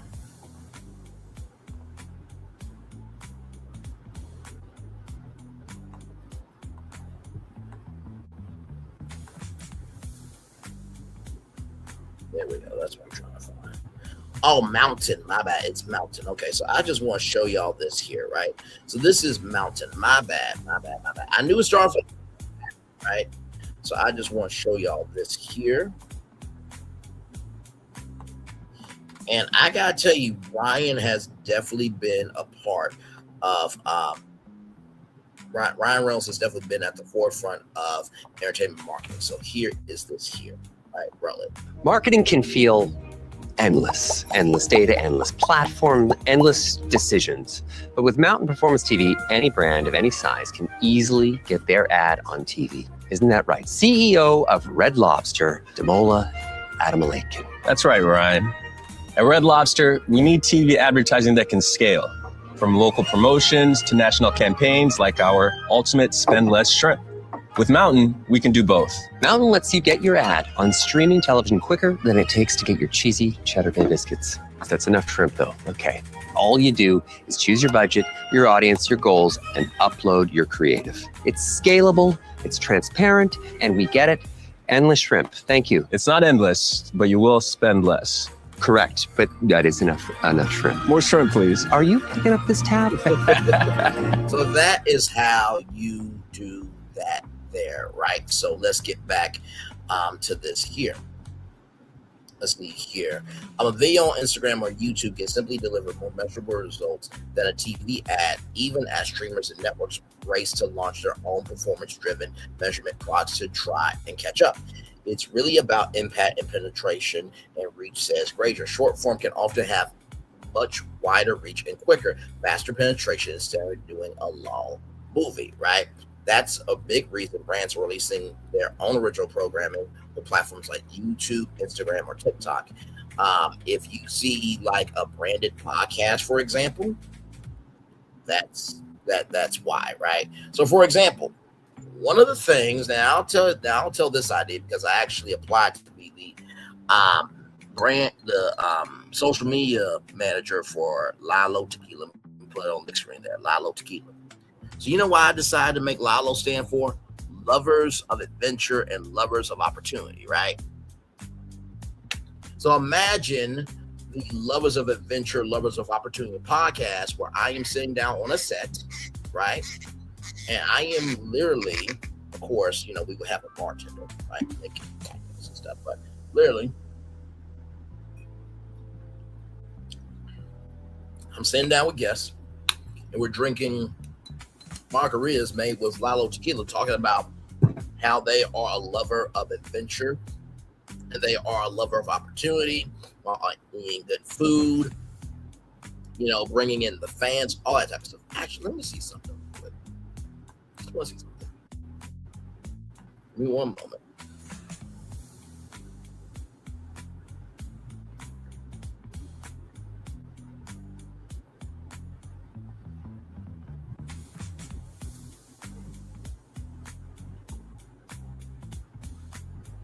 I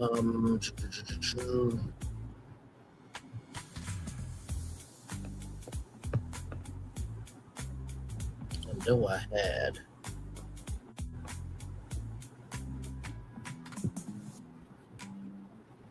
Because I want y'all to be able to understand that I've been ahead of the game for a long time with this. A long time with this, right?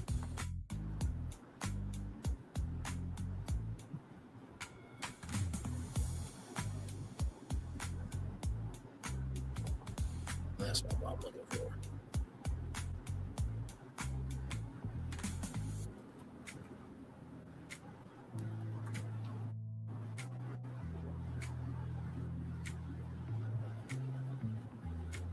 No.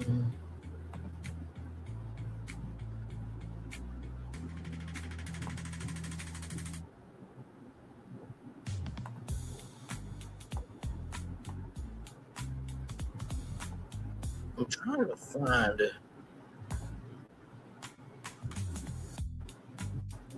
like my images. Okay, see. Because I knew that I made it. I've produced so many AI images. It is ridiculous.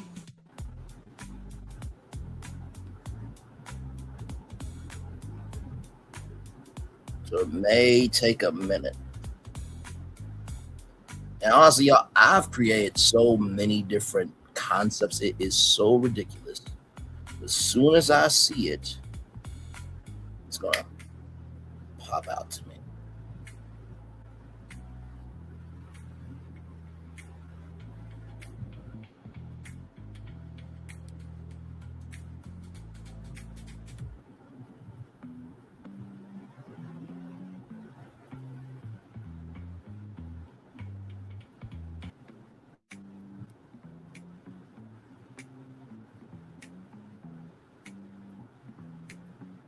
Sorry, I just want to make sure that I'm getting y'all the right thing.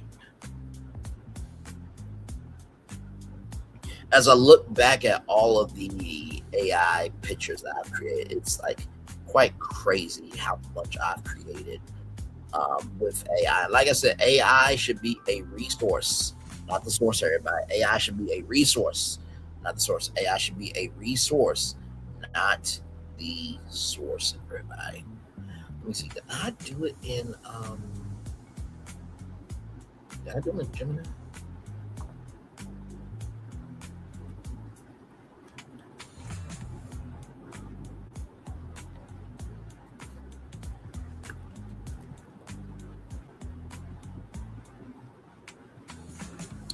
No, I didn't do that. Okay, I guess I gotta keep going here. Oh, here it is here. Here it is here. I'll show y'all right here. Here we go. So this is, right, I'll show you right here. This was the Lovers of Adventure podcast, right?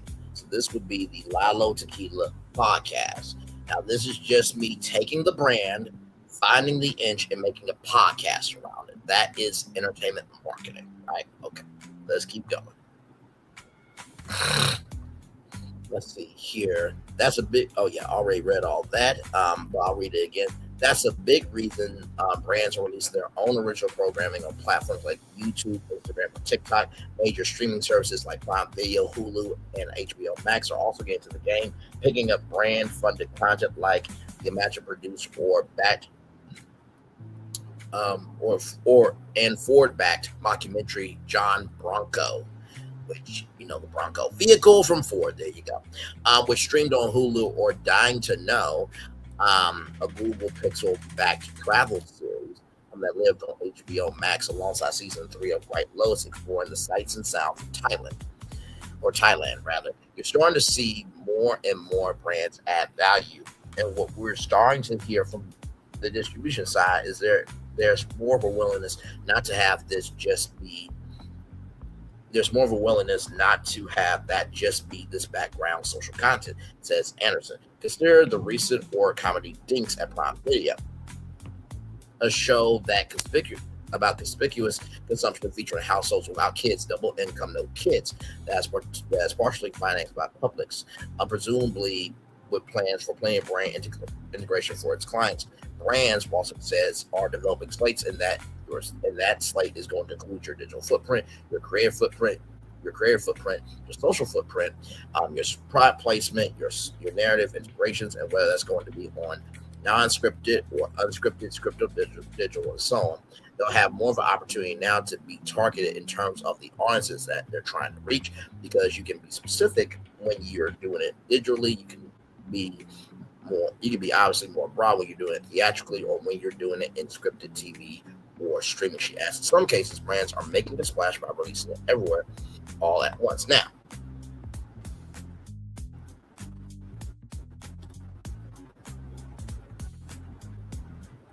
this is something that we talked about right here on the show. Right now, this came out January 16th, 2024. Chuck E. Cheese game show series in development with magical elves. Okay, here we go.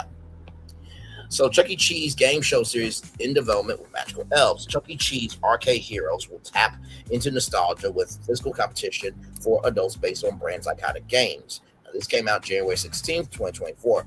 Chuck E. Cheese, the #1 family entertainment company loved by generations, announced on that day a development partnership with Magical Elves, leading producer of award-winning nonfiction content, including Top Chef, Brain Games, and Nailed It, to create a game show series based on the brand's arcade experience.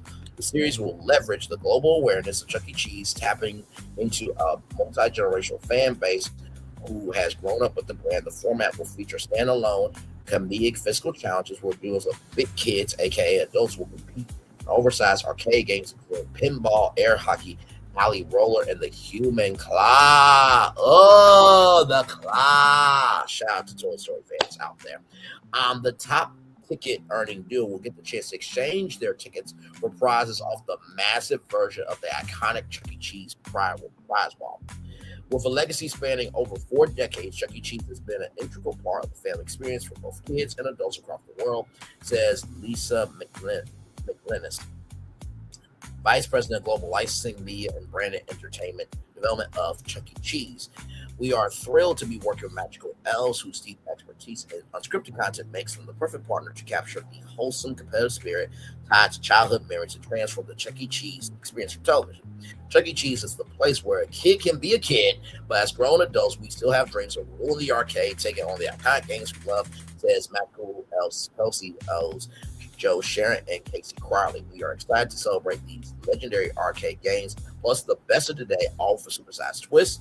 The potential series is Chuck E. Cheese Entertainment's first entry into unscripted content and the most recent announcement for global licensing, media, and entertainment division. The new division has introduced several initiatives as Chuck E. Cheese expands its presence outside the 4 walls, including a licensed merchandise program and original character content. The project was brokered by Creative Arts Agency, right? So there is that there. Okay, so that is another. Oh, sorry, y'all couldn't see it. Damn it. Don't worry, I don't mind reading it again, okay? I just don't, because this is so cool. So here we go. Chuck E. Cheese series in development with Magical Elves, January 16, 2024. Chuck E. Cheese game show series in development with Magical Elves. Chuck E. Cheese arcade heroes will tap into nostalgia with physical competition for adults based on brand's iconic games. So on January 16, 2024, Chuck E. Cheese, the #1 family entertainment company loved by generations, announced on that day a development partnership with Magical Elves, leading producer of award-winning nonfiction content, including Top Chef, Brain Games, and Nailed It, to create a game show series based on the brand's arcade experience. The series will leverage the global awareness of Chuck E. Cheese, tapping into a multi-generational fan base who has grown up with the brand. The format will feature standalone comedic physical challenges where duos of big kids, aka adults, will compete in oversized arcade games, including pinball, air hockey, alley roller, and the human claw. Oh, the claw! It's that good for reference. I had to do it twice. The top ticket earning duo will get the chance to exchange their prizes for prizes off the massive version of the iconic Chuck E. Cheese prize ball. With a legacy spanning over 4 decades, Chuck E. Cheese has been an integral part of the family experience for both kids and adults across the world, says Melissa McLinnis, VP, Vice President of Global Licensing, Media, and Branded Entertainment Development of Chuck E. Cheese. We are thrilled to be working with Magical Elves, whose deep expertise in unscripted content makes them important to capture the wholesome competitive spirit tied to childhood memories and transform the Chuck E. Cheese experience for television. Chuck E. Cheese is the place where a kid can be a kid, but as grown adults still have dreams of ruling the arcade, taking on the iconic games we love, says Magical Elves co-CEOs Joe Sharon and Casey Crowley. We are excited to celebrate the legendary arcade games, plus the best of today, all with a supersized twist. The potential series is Chuck E. Cheese Entertainment's first entry into unscripted content and the most recent announcement from the global licensing, media, and entertainment division. The new division has introduced several initiatives as Chuck E. Cheese expands its brand presence outside the 4 walls, including a licensed merchandise program and original character content. The project was brokered by Creative Arts Agency. Now, with that said, that is not all, okay?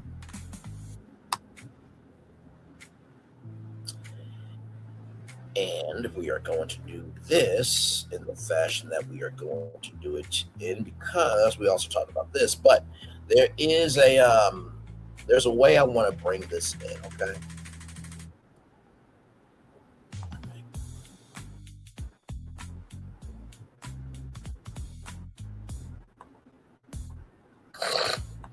All right, so there's a way I want to do this, so let's get to it. Here we go. Did you ever wonder how Toys R Us and Jeffrey the Giraffe came to be? The son of a bike shop owner, Charles Lazarus, had a vision that would go on to change toy stores forever.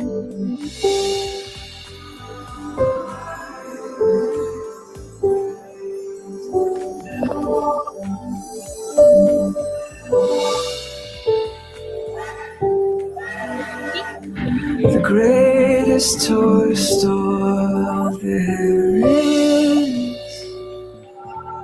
but I don't wanna grow up,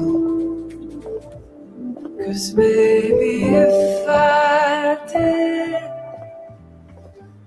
I wouldn't be in Toys R Us. Toys R Us was the dream of Charles Lazarus. May all of your dreams come true too.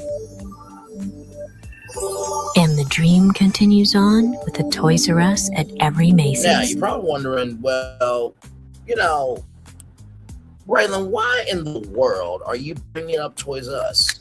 For this reason right here, Toys R Us reality competition series in the works at Fox Entertainment Studios. This came out November 21st, 2024. Okay, here we go. So exclusive, Toys R Us is getting into the reality television business. The toy store is developing a competition series, Toys R Us Family Face Off, with Fox Alternative Entertainment. The company is working on the project via its Toys R Us Studios division, branded entertainment, ladies and gentlemen, entertainment marketing, has teamed up with Known Originals, which is behind Netflix Genius, a Kanye trilogy, and Amazon's McDonald's All-American Games, as well as the unscripted production arm of Fox Entertainment Studios. Also, too, there is supposed to be a original Toys R Us movie to be coming out very soon. We also covered that here on Brian Lee's Virtual Tour Live. The series will seek families competing at a larger-than-life toy store, Toys R Us, of course, and will integrate a range of nostalgic and popular trending toys and games from classic toy brands.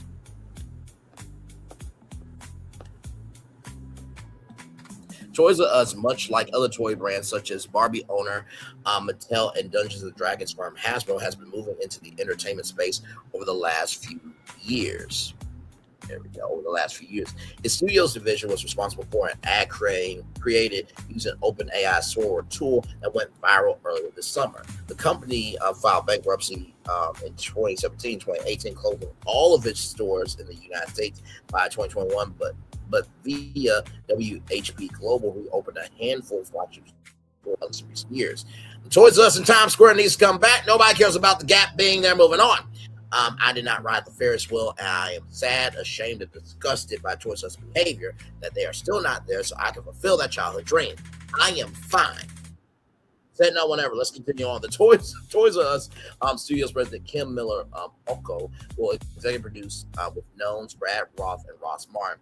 United Talent Agency negotiated the deal on behalf of Toys R Us Studios and Known Originals. Toys R Us Family Face Off represents the evolution of the family-friendly competition genre, appealing to fans who love the iconic toys and games we all grew up with, and some new ones, said Alison Walsh, head of unscripted at Fox Entertainment Studios. Add to that, Toys R Us at the center of it all with launch life challenges that will integrate the world's most favorite toys and games. It will be an hour fun for the whole family. Play is essential for everyone, no matter what age. It brings joy, fosters connection, and it's simply fun. That's why Toys R Us holds a special place in our hearts, added Miller Oko.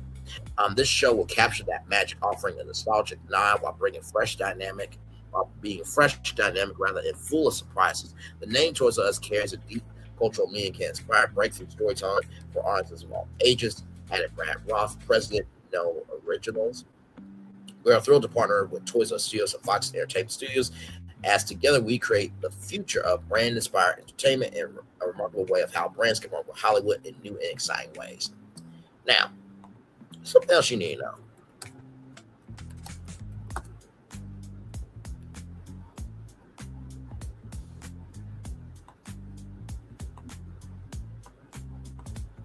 There is a show, right? Or was a show on ABC called Toy Box, right? And we're going to use this clip from The Insider to look at this, but this was from Mattel as well. This was a real competition where if you're a toy inventor, you could pitch your toy, but the judges were actual kids, and the winner had their toy developed by Mattel and was sold at Toys R Us. All right, here we go.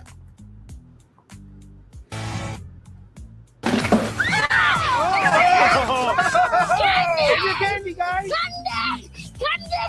Yeah, talk about a sugar rush. Tonight, ABC premieres their new show, The Toy Box, where toy inventors face their ultimate critics, kids. Yeah, exactly. Think of it like baby Shark Tank. I'm not even kidding. And who better to host this new competition series than everyone's favorite TV dad, Modern Family's Eric Stonestreet.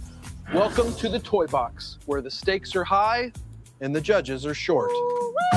You can expect to meet some interesting people that have a passion about toys. There's more. You push and twist, and inside is a little baseball. Toy makers vying for the opportunity of a lifetime, a contract with Mattel, present to 3 industry experts. Thousands of toys have crossed my desk, and this is unlike anything I've ever seen. Then they face the most discerning judging panel ever assembled. Sometimes there's a bit of bickering in between the judges. I know what I'm talking about. And I know what I'm talking about. Everything about it I didn't like. The 4 kid judges, Alira, Toby, and Ellen's faves, Sophia, Grace, and Noah. Roll off the tongue. Noah, he brings a brutal honesty, a very, very brutal honesty. In the end, one toy leaves proud, the others have nowhere to go. You can expect to have some good fun laughs with the kids that are the judges who took their roles so very seriously. In the end, only one thing matters. Are the kids having fun? It's going to be good family fun viewing. I mean, I think it's going to be a show that parents are going to want to watch with their kids.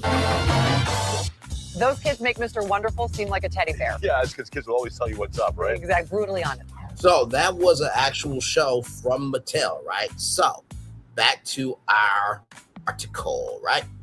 Here we go. In brands we trust, America's most respected brands, from Dawn dish soap to Colgate toothpaste, right? Dawn dish soap, 60%, right? Band-Aid is at, so Dawn dish soap, this is America's trust score, right? So Dawn dish soap is at 60.4. Band-Aid is at 59.4. Google's at 54.7. Dove is at 57.3. PayPal is at 57.3. The Weather Channel is at 56.9. Heinz Ketchup, which just did a huge deal with Disney Parks. If you missed that live stream, go back and watch it after this one, of course. Heinz Ketchup is at 56.4. UPS is at 56.3. Hershey's is at 56.1. Tied for that, 56.1 Kleenex. There was also a tie between Dove and PayPal. Excuse me, I completely skip PayPal. My bad. 57.3%, and then Colgate at 54.9%. Now, Don, thank you so much. I appreciate that. Now, for example, a Dawn dish soap game show would be very easy, right? Like 2 teams competing in wacky, wild, crazy challenges with Dawn dish soap. Right now, of course, it wouldn't be actual Dawn dish soap, because this dish soap can get into your eye, right? So they would have to create basically water that is, blue tie-dye color, right? So there you go there. So that's an idea, right? So all these different ones can have a game show, a talk show, documentary series or documentary. It can be a movie, it can be a sitcom, it can be a drama. It's all about how can I put it? Does that brand, how can I put it? Is the vehicle that they're using the world of entertainment showcase the traits of that brand rather most authentically? Does the platform that the brand is utilizing showcase the traits of that brand in the most authentic fashion?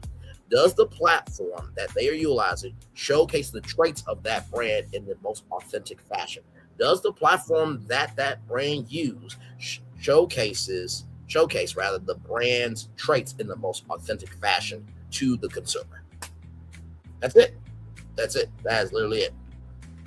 In June, Nike gathered influencers, fashion journalists, and invited guests to its Midtown Manhattan office on a regulation basketball court that had been repurposed as a screening space.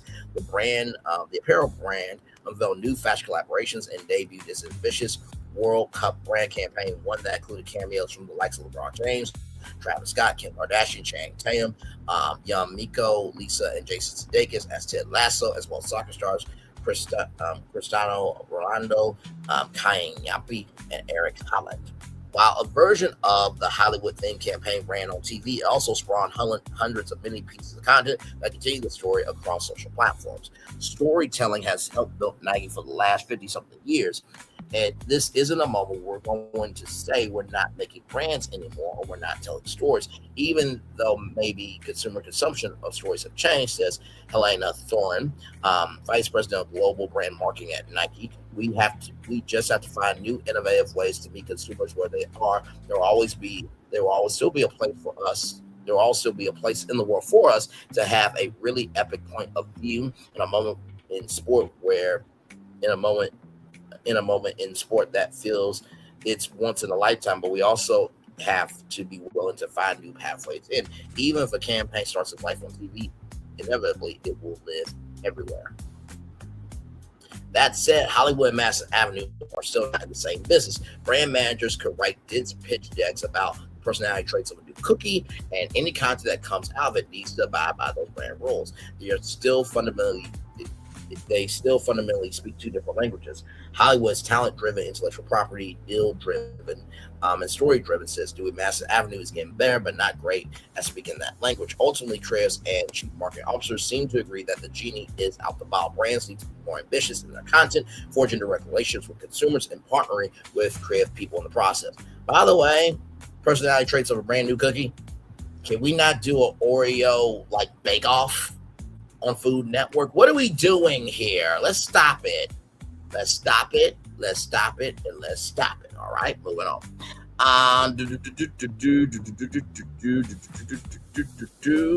Or even, you could do a sitcom, right, about a family bake shop, right, and they make cookies, and that's presented by Oreo. There's so many ways that you can do the show.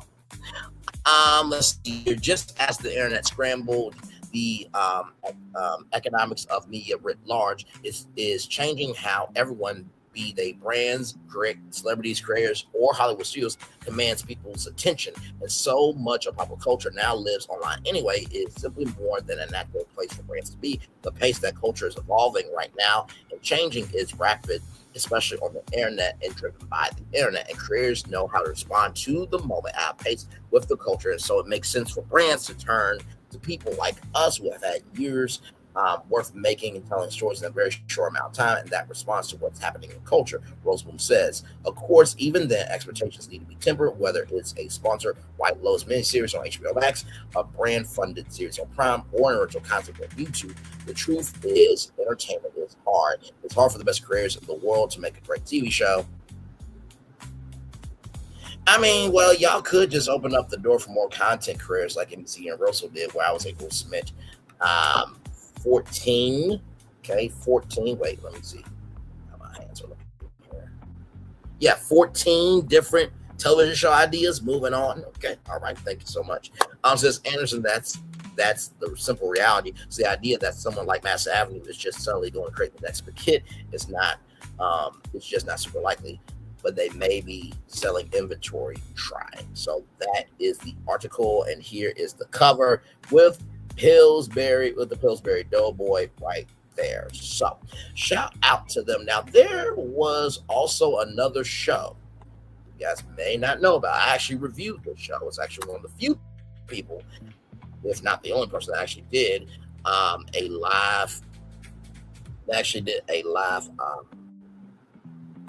live review about the show. So just want to show you guys this here. Okay, here we go.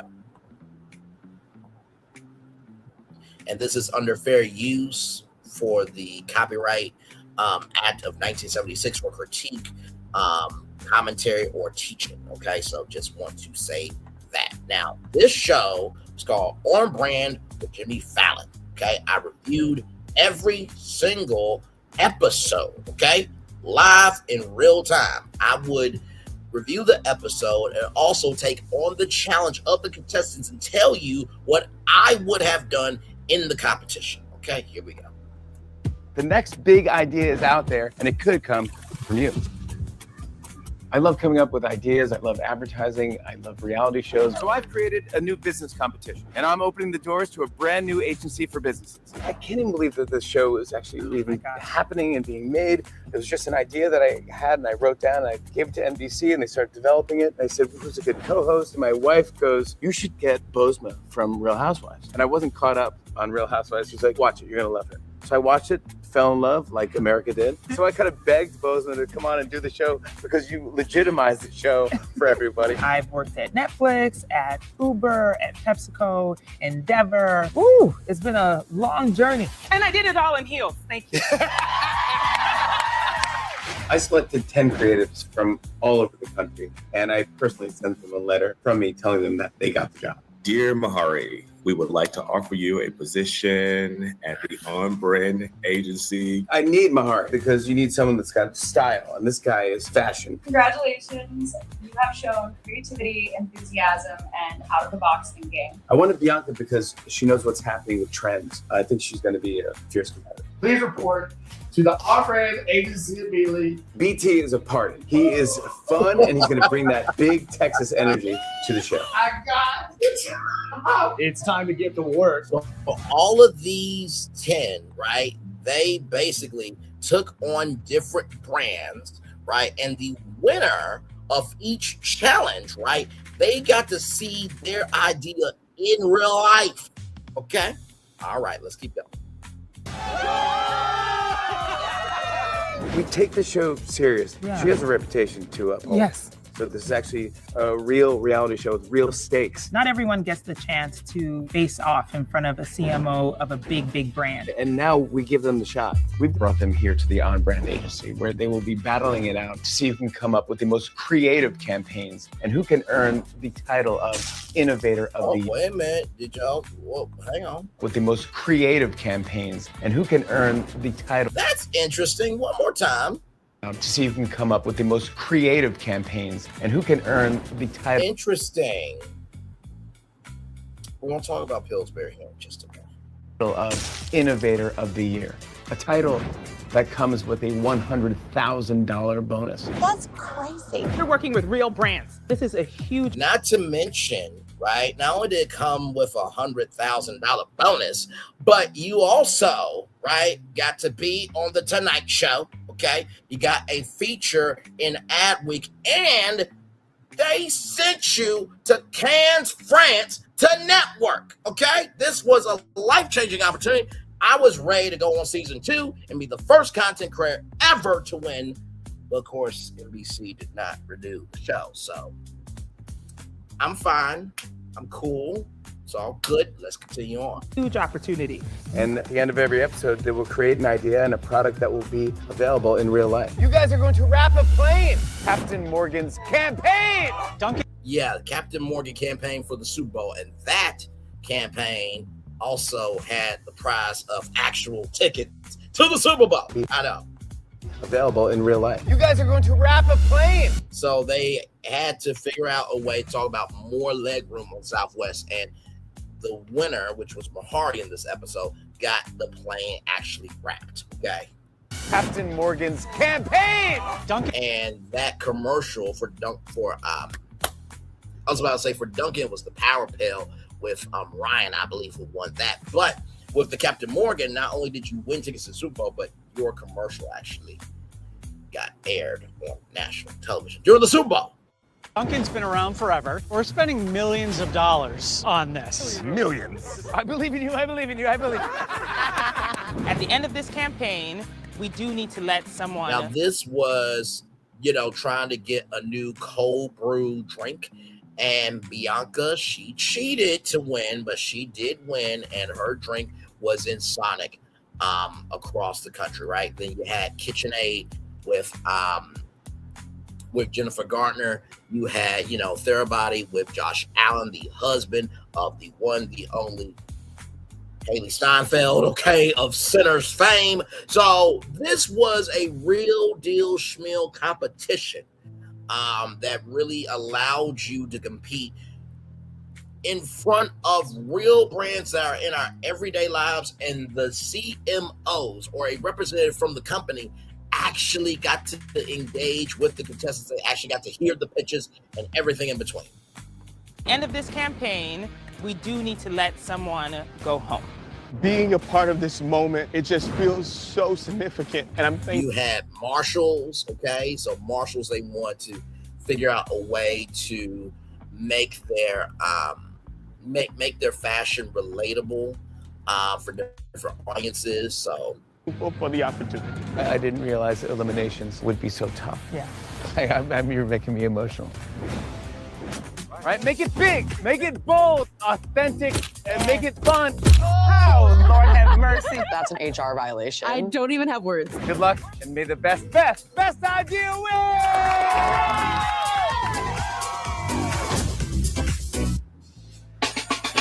Well, that was that there. That was On Brand with Jimmy Fallon. Now, we're going to talk about one of the episodes, and this was the Pillsbury episode, right?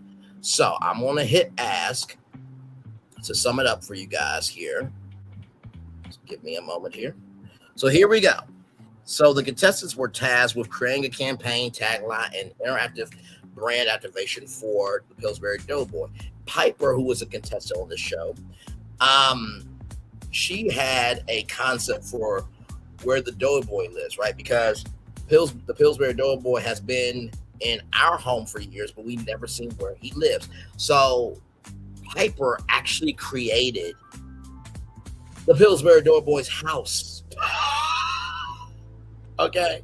Now, Bianca had a sensory dome where you can experience the different senses of what it means to engage and interact and, be one with Pillsbury's products, but it didn't really have any storytelling, right? So here is this here. Now, I had a pitch called Bake Up the Win, right?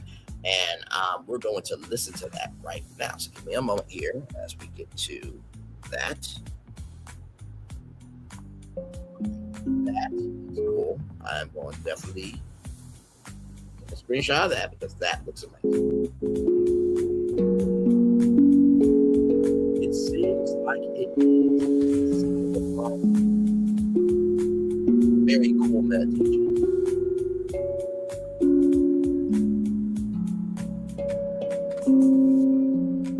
I'm sure they have a book too of how you can, do it for, each part of this. This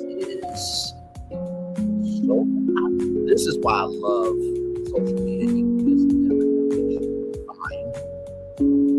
Yes, we are taking time.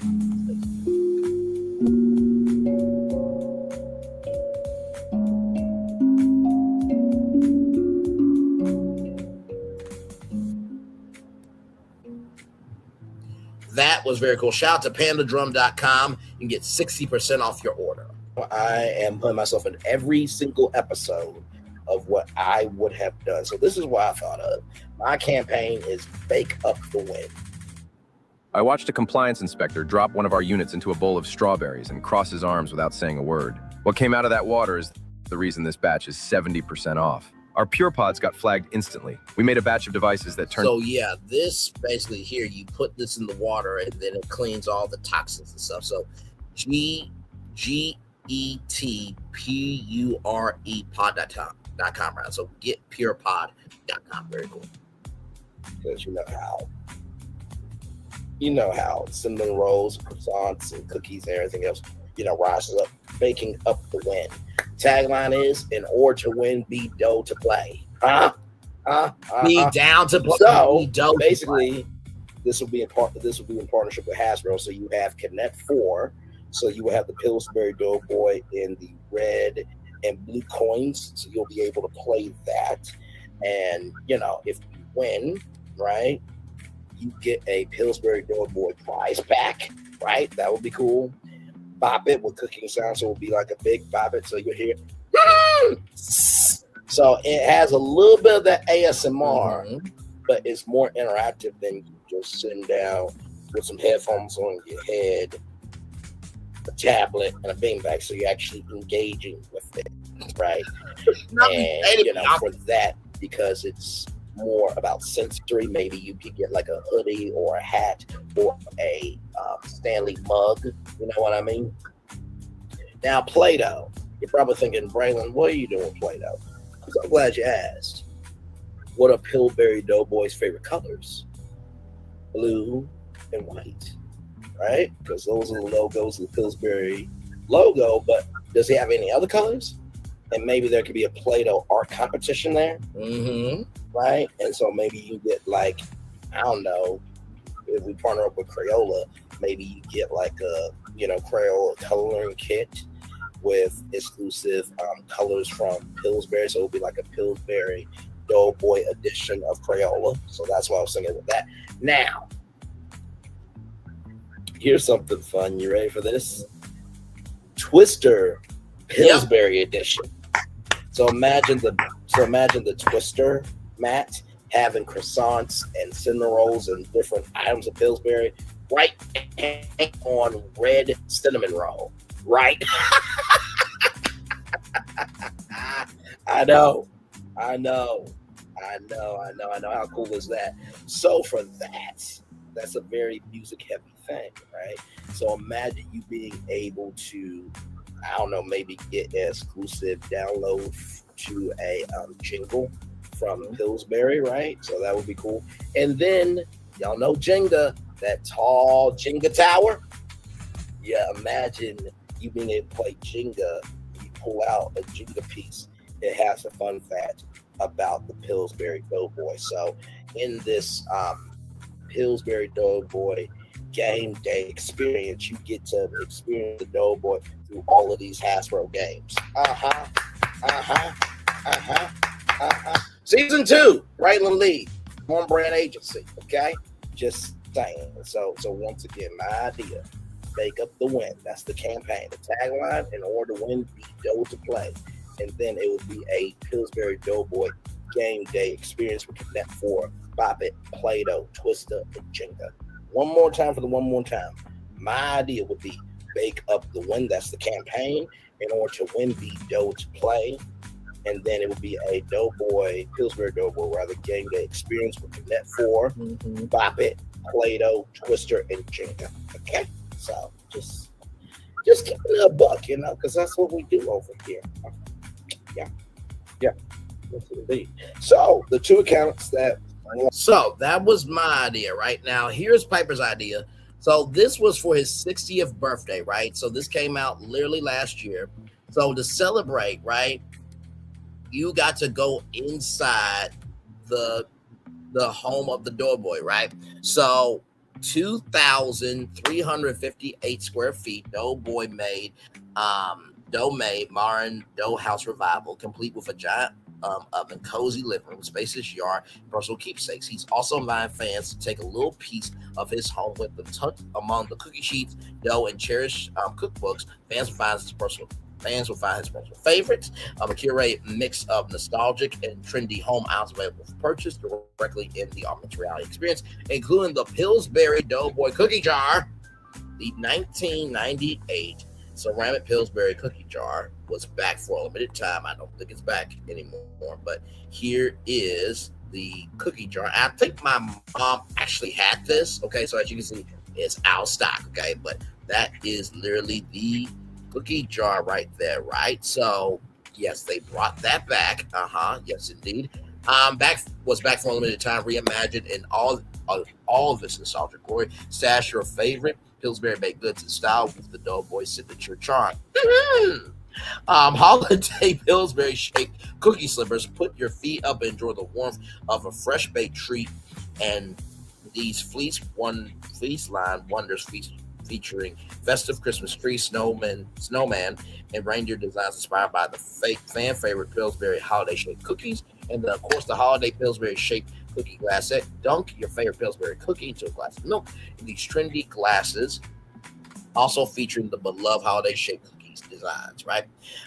Right here, to explore the Doughboy's home. I don't think the link works anymore, but to explore the Doughboy's home, find hidden surprises such as new recipes and historical fun facts in each room, and nab the limited edition collectibles from the comfort of your own kitchen. Simply visit doughplacelikeHome.com and scan any can of Pillsbury crescent rolls, cinnamon crescent rolls, biscuits, or cinnamon rolls to be transported into Pillsbury paradise, right? So they do not have the unfortunately they do not have the home anymore, but no need to fear. Let me see if I can pull up their YouTube channel.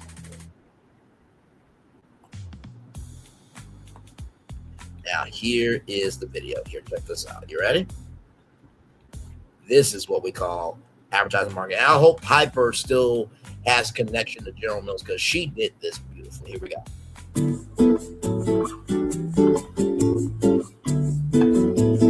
This kitchen.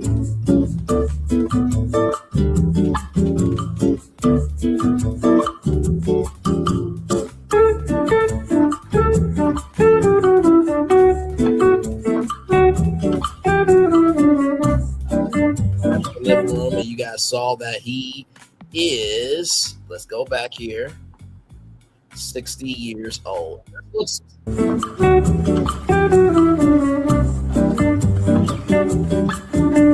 So that was home of where the Doughboy is. Now here is the photos right here from Zillow. Yes, Zillow. Yes, that Zillow did a whole listing, right? And this was just so cool. I'm gonna read it all right here. Here we go. Welcome to the doughiest home in America, nestled right in the heart of the heartland, my hometown, Minneapolis, Minnesota. You welcomed me into your homes for 60 years. Now it's finally time for me to return the favor. Constructed entirely out of dough by my great dough father in 1965, the year I was born. This 2,358 square feet, one bedroom modern dough house revival is the epitome of comfy, cozy living. Each room greets you with a custom palette of Doughboy white and Pillsbury blue, my two favorite colors. Savor breathtaking views of the surrounding forest through brown south-facing windows, and all that natural light is almost as nice as the oven lighting. Speaking of, at the center of the home is the chef's kitchen, which is Chef's Kiss, equipped with a giant oven for bigger bakes. My imagination runs wild every day with exciting new recipe ideas featuring bake up bigger biscuits, croissants, and cinnamon rolls.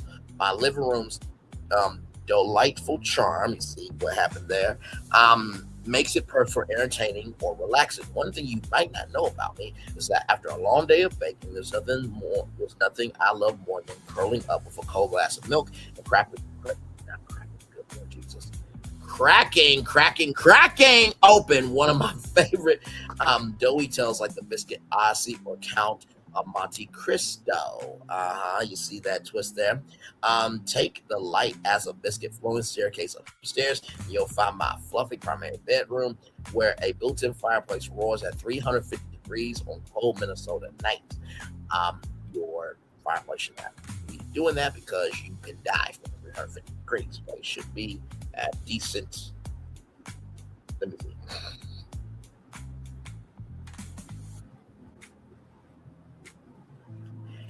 How hot should a fireplace normally be in terms of degrees?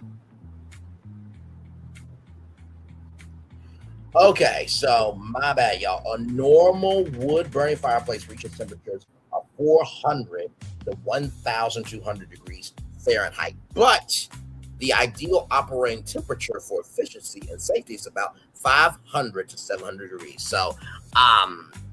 So he's almost there, right, to being very warm. Yes, indeed. My open concept wardrobe with showroom style shelving and recessed lighting is where I proudly display my fresh cravats. It's fancy for scarf, and daily steamed chef hats. My bedroom is probably my favorite room in the entire house. Well, after the living room, or maybe my kitchen. A slide takes you down into the basement, which I converted into a 4DX home theater back in 2000. back in 2002, I like to call my dough cave. In addition to surround sound speakers, this home theater features another giant oven, so freshly baked cookies are always minutes away during weeknights. But what truly makes my house a home are the many memories I framed on each wall, like my first cookie, my first recipe, my first portrait, and my first Thanksgiving Day parade. Home can be anything: a person, a pet, a place, a feeling, or a friend. Just remember that whatever it is for you, there's no place like it. Take the augmented reality tour to turn magically your home into mine today. No place like home.com. So here is the pictures of the home. And like I said, I've been covering branded content for quite a while. And it's really something. Of course, there is the legendary cookie jar right there. Yes, indeed, there. So I'm surprised they didn't make the mats available. Okay, Pillsbury, I think that was a missed opportunity to make the mats available. Just saying. Now, of course, you know, they do have Pillsbury cookbooks. It's been a while since I've seen one, but yes, they did make those. Of course, I think the magnets would have been cool as well. Of course, the Pillsbury cook set, you know, the cooking set, but also to the plate set, I think would have been cool as well. And there's that oven. You see the pictures along the wall there. Of course, the fridge there is full with Pillsbury Crocs. The table there, the inches there. And there is the movie theater. Okay, now I believe they could have recreated this in real life. That would have been so cool. And very nice home theater right there. Very, very nice. And then here is the bedroom. Y'all could have done the Pillsbury Doughboy, you know, furniture collection with the bedding and the couches. Okay, just saying. Maybe the fireplace also too. The fridge. But also too, let's go back. Okay, because you could have also done the table and chairs there. Now the oven, you could potentially get into that with Kenmore, right? You could find a good appliance manufacturer to create that. So you see all the opportunities I just found there. Yes, indeed. Yes, indeed. There, of course, the Pillsbury hat and the scarves, you could definitely sell those. The croissant pillow, of course, you could definitely sell those. And there is the fireplace right there. You could definitely do a Pillsbury fireplace for sale. Yeah, you could. You could. You absolutely could. Don't do that to me. And then here are the slippers right there. And that is the home there. So I wanted to showcase this to you all just to show you that entertainment marketing and branded content has been out here for a long time. That's why I titled this live, The Entertainmentommerence Era is Here at Breakdown Townhall, because in order to if you understand the moves that are happening around you, you'll understand what you're seeing in front of you. So with that being said, I'm going to turn on my camera now because we've done a whole show for over 2 hours. Yes, we have. We're going to take a little bit of a commercial breaky break, and we'll be back with more right after this. We are live on board. Like, comment, share, subscribe. We'll be back right after this. Roll it, everybody.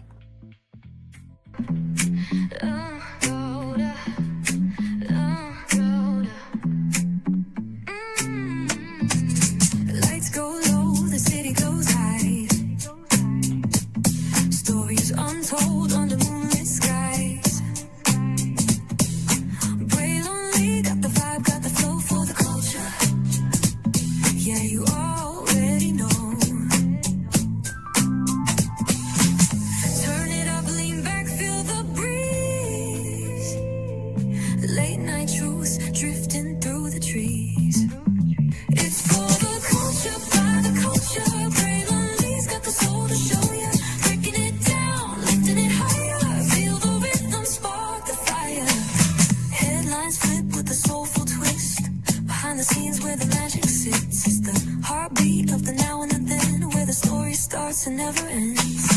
Tune in, lean and feel the groove. Every moment, a vibe you can't lose. It's for the culture, by the culture. Braylon's got the soul to show ya. Breaking it down, lifting it higher. Feel the rhythm, spark the fire.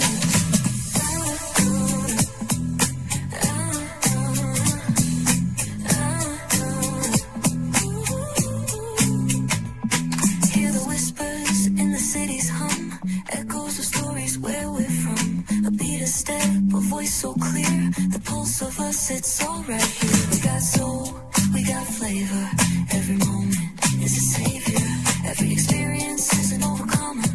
Turn it up, feel the glow, let the rhythm flow.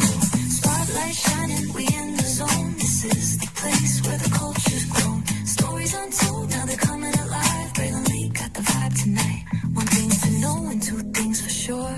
Higher is waiting and lower is available. But either way, we gotta go on tour. It's Braylon Lee's virtual tour, where the culture makes its move. Feel the love, feel the truth. This is us, this is you. From the unknown, the unembraced and more. This show, this brand and the possibilities of what can be is all here for you. I'm just a kid from the rock, trying to be a rock for people, trying to make it best they can to become. Being moved as a creator of power to lift up all of us, not just a selective few. For the culture, by the culture, here we be. Braylon Lee, bringing life to your screen. Feel the soul, feel the truth. We're free, trust and believe. It's entertainment news done our way with Braylon Lee. Spotlight sharp like a diamond shine. We see the stars, but the stories align. Deep in the soul where the heartbeats find. The pulse of the people redefining time. And just a pro tip, people have to earn the right to hear your story. But in addition to that, people have to earn the responsibility to be a part of it. Just because we are not seen by everybody doesn't mean we are not been seen by who needs to see us. Noise equals attention and sound equals purpose. Anybody can be a creator, but it takes a somebody to be an artist.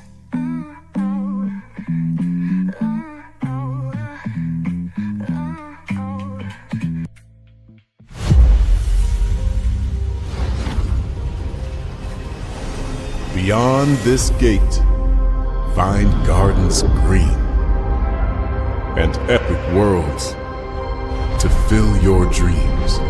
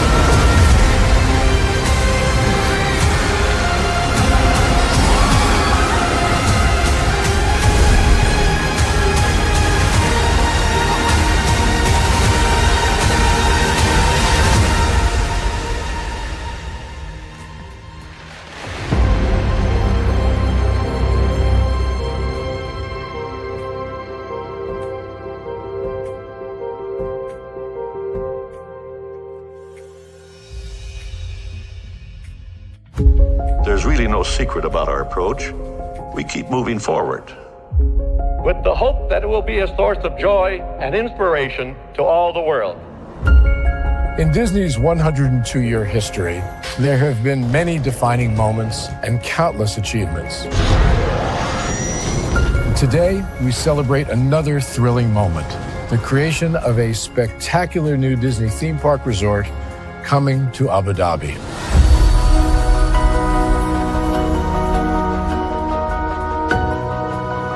Abu Dhabi is a place where heritage meets innovation, a place where we preserve our past while designing the future. Bringing a Disney theme park resort to Yas Island, Abu Dhabi, marks a historic milestone in our journey as a global family destination. The 7th Disney theme park resort destination represents a new frontier in theme park ambitions. Our resort in Abu Dhabi will be the most advanced and interactive destination in our entire portfolio. The location of our park is incredibly unique. It's anchored by a beautiful waterfront, which will allow us to tell our stories in completely new ways. Ultimately, this project will be a celebration of what's possible when creativity and progress come together. What we are creating with Disney in Abu Dhabi is a whole new world of imagination, an experience that will inspire generations across the region and the world.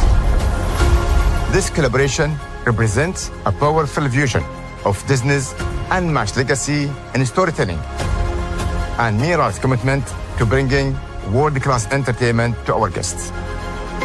Abu Dhabi's vision for the future is to create a legacy for generations to come. Disneyland Abu Dhabi will be authentically Disney and distinctly Emirati. An oasis of extraordinary Disney entertainment at this crossroads of the world. It will bring to life our timeless characters and stories in many new ways, becoming a source of joy and inspiration for the people of this vast region to enjoy for generations to come.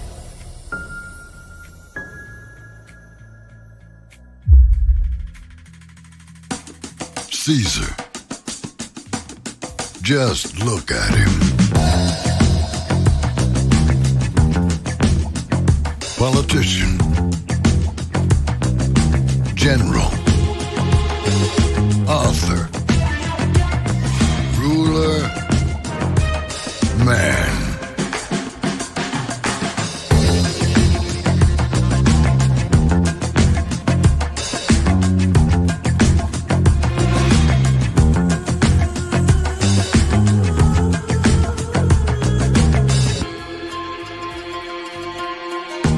Legend has it, he's not only stared into the belly of the beast, he's had it for dinner.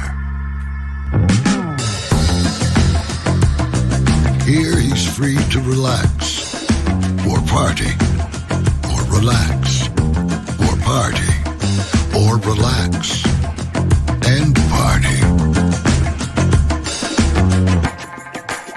His is a world of opulence, excess, and the occasional impulse buy. Not one to rest on his laurels, he's famous for ushering in a new age of entertainment.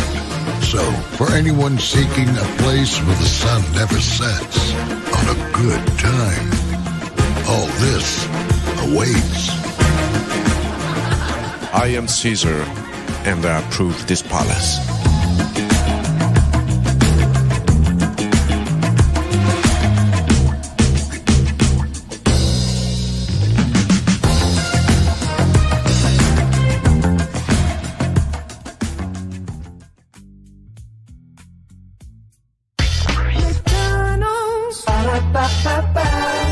I'm loving it. McDonald's. Ba-da-ba-ba-ba. I'm loving it. McDonald's. Ba-da-ba-ba-ba.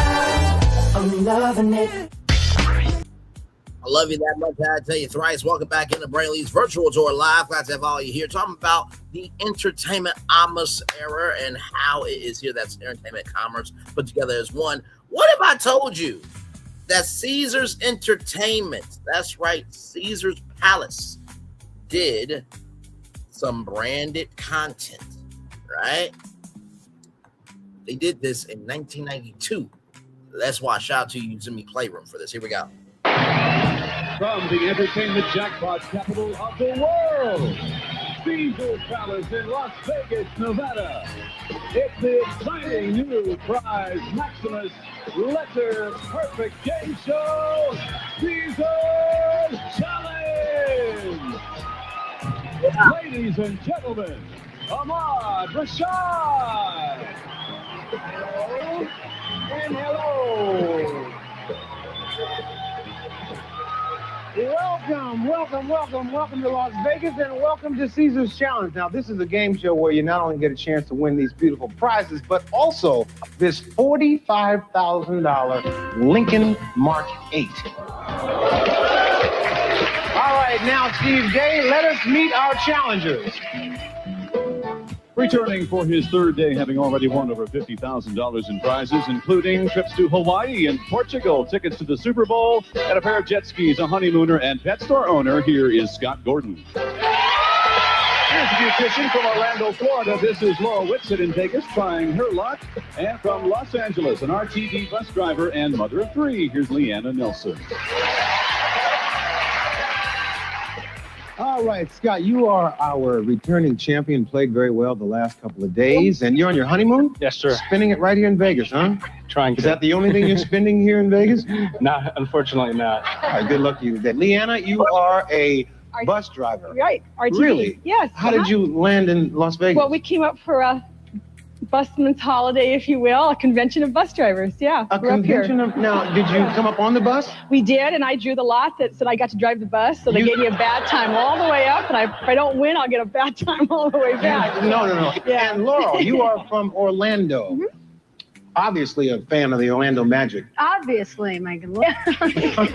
Now, whomever of you wins the most dollars by the end of our game will not only have the opportunity to buy these beautiful prizes, but you'll also have the chance to face Caesar's Challenge and win this beautiful $45,000 Lincoln Mark 8.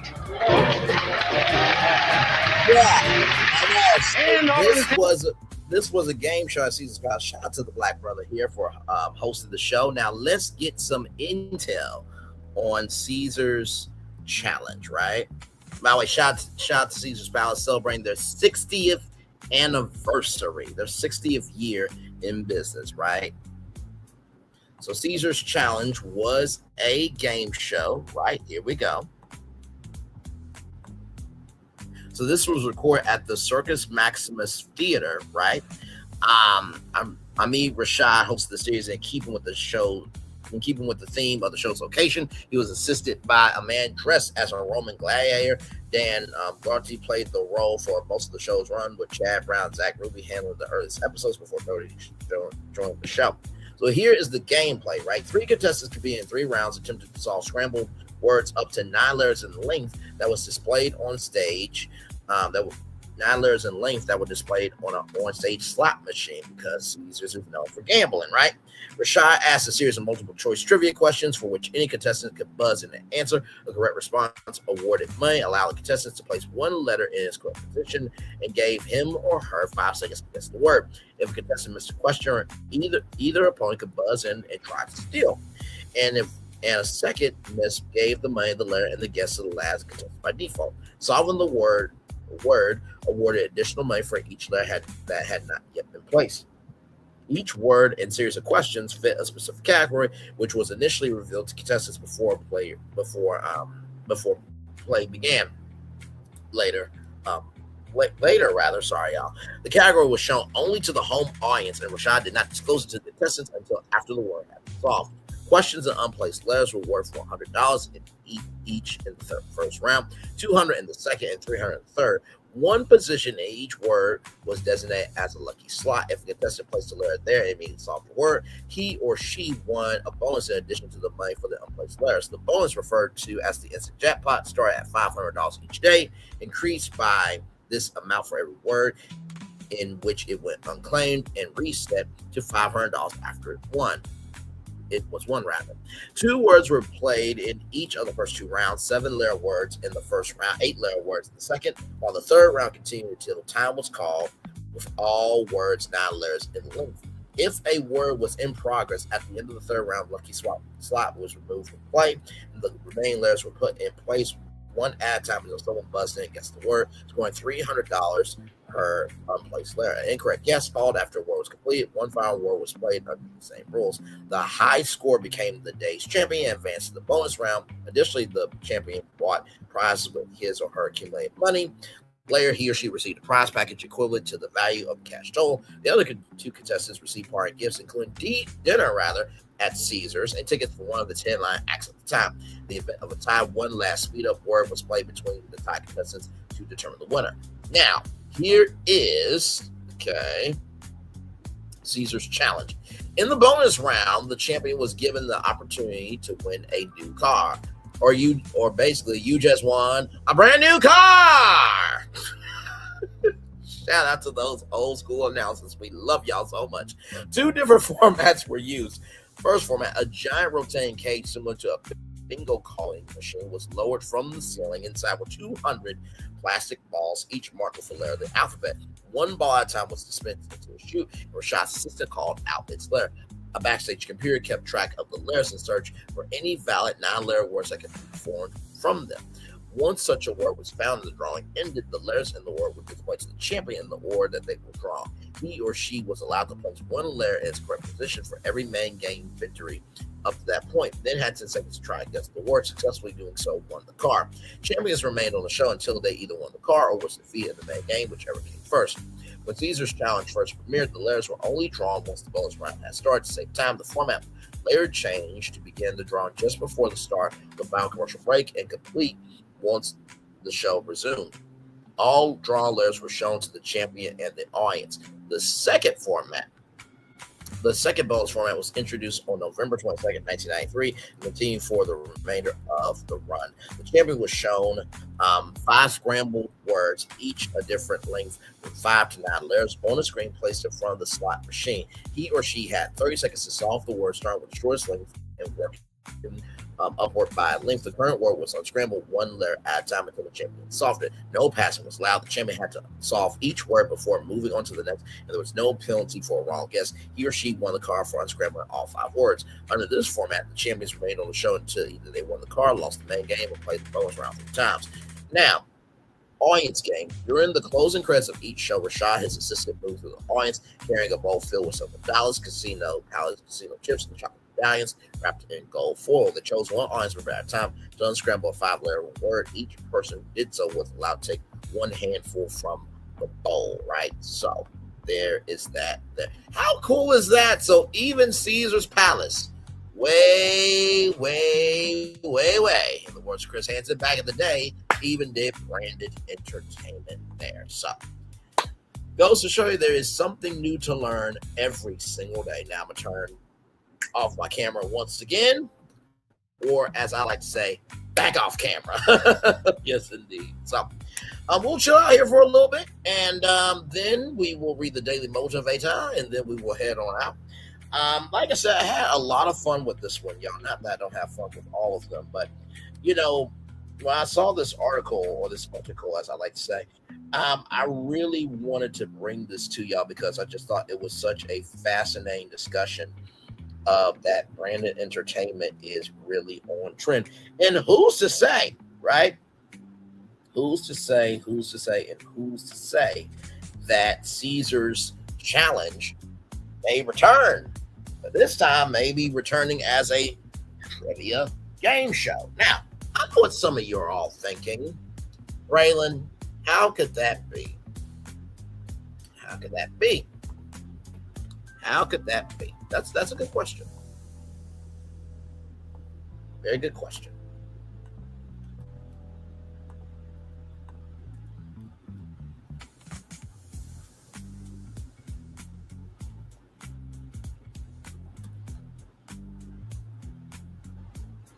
Yeah, I'm surprised Caesars has not done this.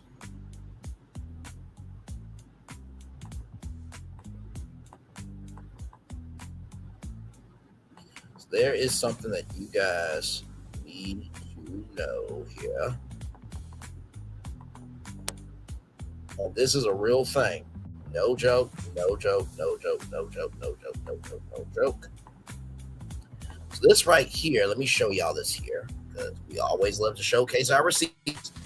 So this right here is Caesars Entertainment Studios, right? So Caesars Entertainment operates physical film and television production facilities in Las Vegas alongside branded live studios for online gaming. The term can refer to the physical Las Vegas production line or their expanded online casino live streaming studios.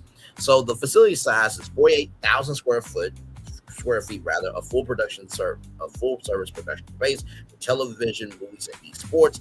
Capacities include high capacity power soundproofing ring rooms and production support spaces that also function as a customizable event venue. So here we go here. So Who Wants to Be a Millionaire actually filmed at Caesars Entertainment Studios in Las Vegas. That was when Chris Harrison actually did. And here is right here, Caesars Entertainment Studios on property at Caesars. By the way, you want to know something else? We can be in an event space. You want to know something else? Hell's Kitchen in Las Vegas, when they did the Las Vegas edition of it, this was transformed into Hell's Kitchen. Okay. And there it is right there. Who Wants to Be a Millionaire in Las Vegas right there. So they could absolutely bring back Caesars Challenge, right? At Caesars Entertainment Studios in Las Vegas. So here we go. Here, this came out June 29th, 2017. So on that day, they announced the opening of Las Vegas, Nevada's first full-service production studio, Caesars Entertainment Studios, produced by Sidekick Productions, located in Las Vegas. The production studio offers the newest, most advanced production facility capable of housing full-scale television, movie, and esports production, all just short distance from Hollywood. So you have this here, just to show y'all this is all real, okay? So here is Caesars Entertainment Studios. That is the control room, and then that is Who Wants to Be a Millionaire, right? So right here, as you can see here, 48,000 square feet of production space. The studio sits on 5 acres of land adjacent to Bally's Las Vegas, a Caesars Entertainment property. The soundstage is capable of hosting feature films, television shows, game shows, sitcoms. Didn't say anything about a late night talk show or a daytime talk show, but I'm sure it can do that too. Special events, concerts, and sports. Standout specifications and amenities of the new Caesars Entertainment Studios include 400-ton silent AC, 250 tons of silent heat, 10,000 amps of power, 3,500 square feet lobby, hair and makeup and wardrobe gold rooms, talent and VIP gold rooms, 24-hour security, and 250 dedicated parking spots, right? So right here, Caesars Entertainment Studios hosted the inaugural Year's Pro Circuit. Las Vegas opened the city's most intense Xbox esports competition. Teams from around the world competed in head-to-head in Gears of War 4, the latest interactive video game developed by the Coalition and published by Microsoft Studios for Microsoft Windows and Xbox One. Caesars Entertainment Studios hosted approximately 1,000 viewers who saw firsthand inside the new facility. In a move intended to bring new production to Nevada, the state legislature recently passed a bill funding $10 million a year in film tax credits, an act that will help incentivize productions to utilize Caesars Entertainment Studios there. So, just to let you know that there is other things out there in the world. So there you go. All right. Back off camera once again. Like I said, I really do love being a nerd. Yes, I do. Yes, I do. Yes, I do. Like I said, I don't really know if they are still using that. I hope they are. And like I said, I think bringing back Caesars Challenge as a game show from that studio would be amazing. Now, of course, they would need to figure out how to update for the modern day. I mean, take the show and bring back, unscrambling words, then okay, it's nostalgic, this, that, and third. But I would say more people probably know trivia than words, right? Because you already have Wheel of Fortune. That's their game, right? But yeah, so, just a little intel, something that you may not have known. Yes, indeed. There. Hey, one person, welcome in. Just chillaxing.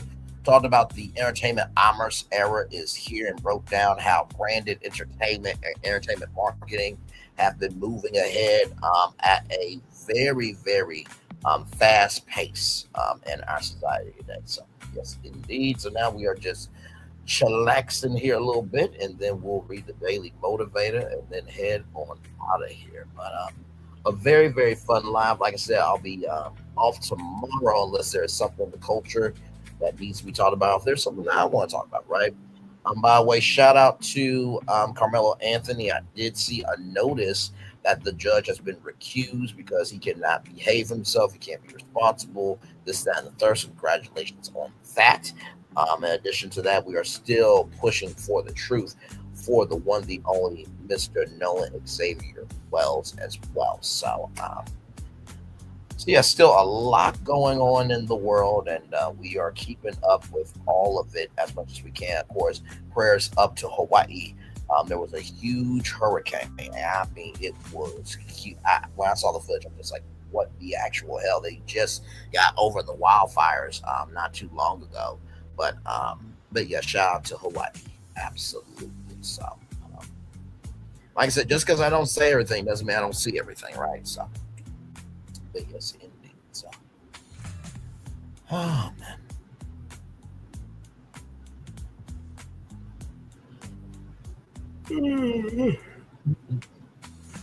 One person, hopefully your Wednesday is going well. Yes, indeed. Hopefully it is. Yes, indeed. Yes, indeed. Yes, indeed. Yes, indeed. Yeah,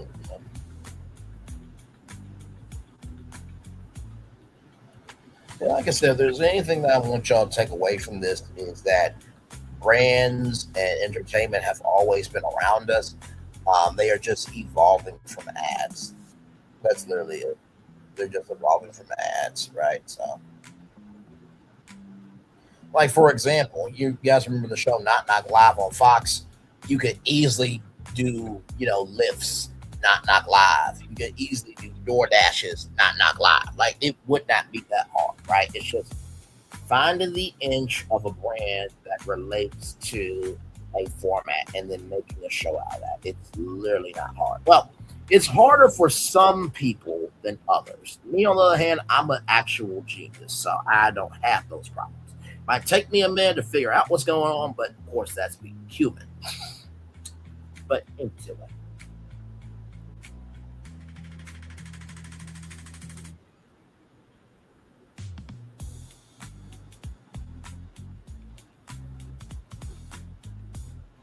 Yes, indeed here. We'll probably wrap up the show maybe at 3 hours and 5 minutes probably.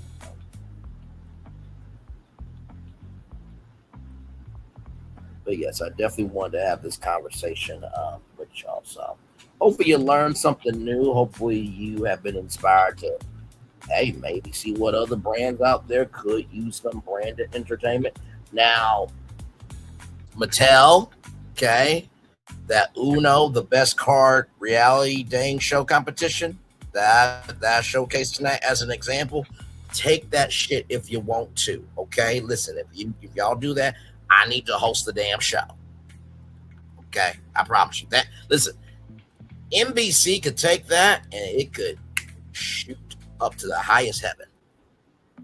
Or maybe one of my 14 ideas is a dang competition, but I didn't submit that one. No, because when you submit an idea for a competition like the NBC Universal Launch Script Accelerator, it has to be an original idea. Now, you can say, like, hey, I think that this format could work with Mattel's Uno. And then, that's a backdoor way to say, hey, listen, we need content. Uno, make this happen, Right? So, there you go. Back off camera again. Yes, indeed, there.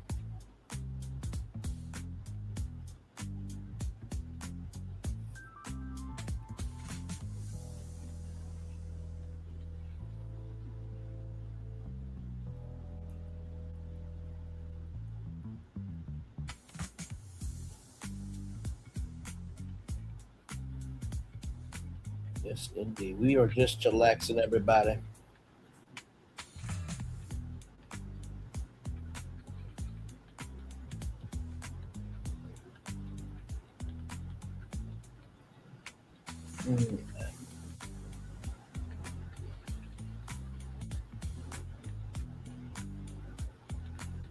Yes, indeed. Yes, indeed. Yes, indeed.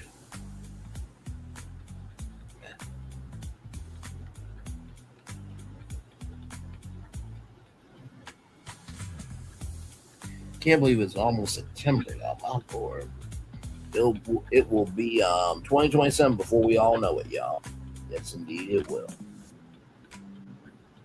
And of course, 2028, we're pushing for it. That's the final year that our long national nightmare will be over with. Praise be unto God. Y'all think it's falling apart at the seams now? Oh, wait till 2028. Oh my God, Jesus. Everything will be done at the last minute to try to just cause more hell than the hell we're already in. Which is a damn shame. Damn shame. A damn shame. All right, y'all, that is it from me. Let me get y'all the daily motivator, and then we will head on out of here. A great, great tour tonight. Hopefully you guys enjoyed it. Here we go, everybody. Yes, indeed, yeah.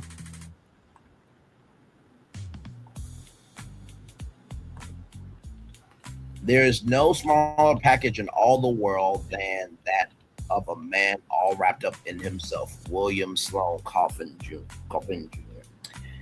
Well, I think that also goes for women too. Yes, indeed. Children get to be wrapped up in themselves. They're kids, okay? They didn't ask to be here. They just try to live the best way they can. All right. It's time for a day motivator for Wednesday, August 29th, 2026. Beyond where it's comfortable. Make yourself comfortable, but not too comfortable. Enjoy life's comforts without becoming dependent on them. Constantly surround yourself with comfort puts you in danger and complacency. The more you feel inspired to comfort, the less motivated you become to take on transformative challenges. Comfort is nice, and that's nice rather than that's the problem is overdoing it. Take care not to let comfort trap you and weaken you. Appreciate the comforts while pushing yourself to step out beyond them. Use your comfort zone as a place to re-energize rather than a place of permanent refuge. Life is full of great possibilities. To embrace them and fulfill them, you need to experience discomfort. Get out beyond where it's comfortable. That's when you enrich all of life, Ralph Moore. So let's talk about it, right? Beyond where it's comfortable. I truly believe everything that I have done in my life has always been from a place of comfort. The comfort of knowing things, the comfort in the security of not being afraid, and the comfortability of this makes sense to me. But if you stay in that place, you will never grow. My dad's always said, the day that you stop learning, you're done. The day you stop learning, you're done. The day you stop learning, you are absolutely done. And I am so thankful I do not have that mindset, right? Even with as much as I talk about media, if there is something new that I feel like could be helpful to me or helpful to y'all, I don't mind learning about it, right? I think some of us think that when we graduate high school, right, or we graduate college, that life is over in terms of learning. Learning is never over, right? Every day is a lesson. Okay. So believe me, the first thing I want to say to you is recognize you're always in a classroom, right? That's the first thing I want to say to y'all. The second thing I want to say to you is this. Take care not to let comfort trap you and weaken you. When you allow yourself to stay in a place of comfort, you will negate opportunities for you to be better. This whole live, I've done a 3-hour live stream on one article. Okay, on one article, right? So recognize that comfort can be a trap, right? And let comfort be a resting place, not your main place. Oh, let me say that again on camera. Let comfort be a resting place, not your main place. Let comfort be your resting place, not your main place. Let comfort be your resting place, not your main place. Okay, that right there was a word from the heavens. I hope you picked that up. And finally, the last thing I will say to you is life is full of great possibilities. To embrace them and fulfill them, you need to experience discomfort. Everybody in life is going to go through being Jonah in the whale. Okay, my Jonah in the whale story was being thrown away, cast aside, and everything in between unnecessarily to follow somebody who was a house trollop, a demon, a parasite, a virus, and really just a waste of life that should have been swallowed by their mother. Okay. But I'm glad that I went through that, because out of that, I had to force myself to not only learn what it is to keep going, but recognize that I am a force for, if nobody else, for my damn self. Amen, somebody. In Jesus' name. Yes. Amen. And with that being said, it's time for the best outro on YouTube. Know what you do and do what you know. Never say you weren't born special, because you are always one of us. And trust, you may not be where you want to be, but by the end of it, you'll be where you need to be. Do what you've been chosen to do. Why, it's one thing to call yourself. It's nothing but chosen. One love, much love. One love, much love, all love. I have spent time with you. You have spent time with me. And hopefully by spending time together, rise be great together. And always remember, where you're doing radio, television, YouTube, living your best life, or listen, the future of entertainment is not just how we see entertainment, but it's how we can connect to entertainment. By the way, I want to give a huge shout out to Marianne Wazinski. She is a good friend of mine and a mentor, formerly of Kent State. She has retired since then. But she let me know that my hidden gift was marketing and branding. I had no idea what she was talking about. I'm like, I do radio and television. But what she was trying to let me know was there's long money over there too. They use radio. They use TV. They use out of house. They use podcasting. They use billboards. They use magazines. Your gift will make room for you and put you before great men. Your gift will make room for you and put you before great men. Your gift will make room for you and put you before great men. Or for you to be put before great men, you have to be great for your damn self first. Amen, somebody. Amen. Always remember, or see love you gotta give it, or see love you gotta give it, or see love you gotta give it. Wherever obstacles you've overcome, where success you have achieved upon this particular day, I'm extremely proud of you. But no one else is proud of you. Be proud of your damn self. And finally, y'all, listen. Sometimes in life, in order to get to where you need to be, you have to take a chance with yourself. There's a video from Steve Harvey called Jump. You need to watch it. Steve Harvey talks about how when you jump, your parachute's not going to open right away. It's not. So anytime you are doing a business, right? You're becoming a parent for the first time. You're in a new relationship. You're becoming a caretaker of your parents.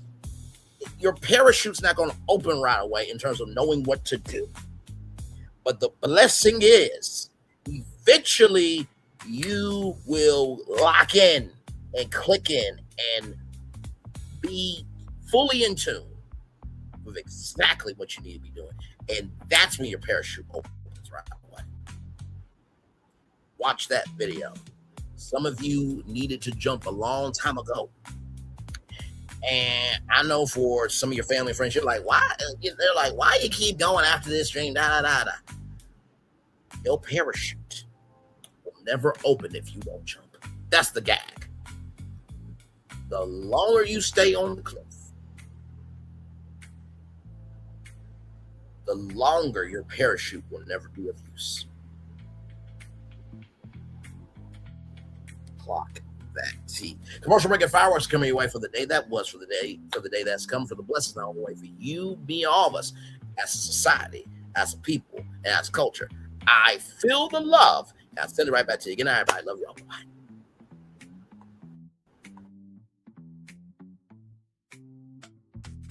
I thought I should tell you, they've been talking about you. Yeah, they've been talking about you. They've been talking about the fact that they've done everything they could to stop you and everything they could to block you, but you still win. They've been talking about the fact that they have undermined your success and they have tried to sabotage your seasons, but you keep winning. They've been talking about the fact that even though they don't like each other, they get together to try to kill you, but you keep winning. They've been talking about the fact that you were voted least likely to succeed, but like cream, you keep rising to the top. They've been talking about how they tried to burn your world down, but like the phoenix, you rose from the ashes. They've been talking about you. And you know what they say? Oh, she's just lucky. He's just lucky. But no, you ain't lucky. You're anointed. You got something on you. You got favor on you. You got power on you. You were born to win. Now they can call it luck, but it's grace. They can call it luck, but it's favor. But whatever they call it, it doesn't matter, because you know what God calls you? Do you know what God calls you? A winner. I thought I should tell you, they've been talking about you. Yeah, they've been talking about you. They've been talking about the fact that they've done everything they could to stop you and everything they could to block you, but you still win. They've been talking about the fact that they have undermined your success and they have tried to sabotage your seasons, but you keep winning. They've been talking about the fact that even though they don't like each other, they get together to try to kill you, but you keep winning. They've been talking about the fact that you were voted least likely to succeed, but like cream, you keep rising to the top.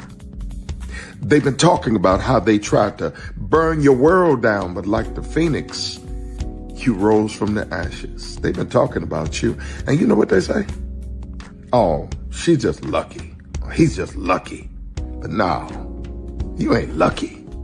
You're anointed. You got something on you. You got favor on you. You got power on you. You were born to win. Now they can call it luck, but it's grace. They can call it luck, but it's favor. But whatever they call it, it doesn't matter, because you know what God calls you? Do you know what God calls you? A winner. I thought I should tell you, they've been talking about you. Yeah, they've been talking about you. They've been talking about the fact that they've done everything they could to stop you and everything they could to block you, but you still win. They've been talking about the fact that they have undermined your success and they have tried to sabotage your seasons, but you keep winning. They've been talking about the fact that even though they don't like each other, they get together to try to kill you, but you keep winning. They've been talking about the fact that you were voted least likely to succeed, but like cream, you keep rising to the top. They've been talking about how they tried to burn your world down, but like the phoenix, you rose from the ashes. They've been talking about you. And you know what they say? Oh, she's just lucky. He's just lucky. But no, you ain't lucky. You're anointed. You got something on you. You got favor on you. You got power on you. You were born to win.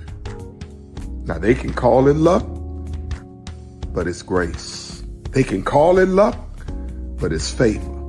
But whatever they call it, it doesn't matter, because you know what God calls you? Do you know what God calls you? A winner.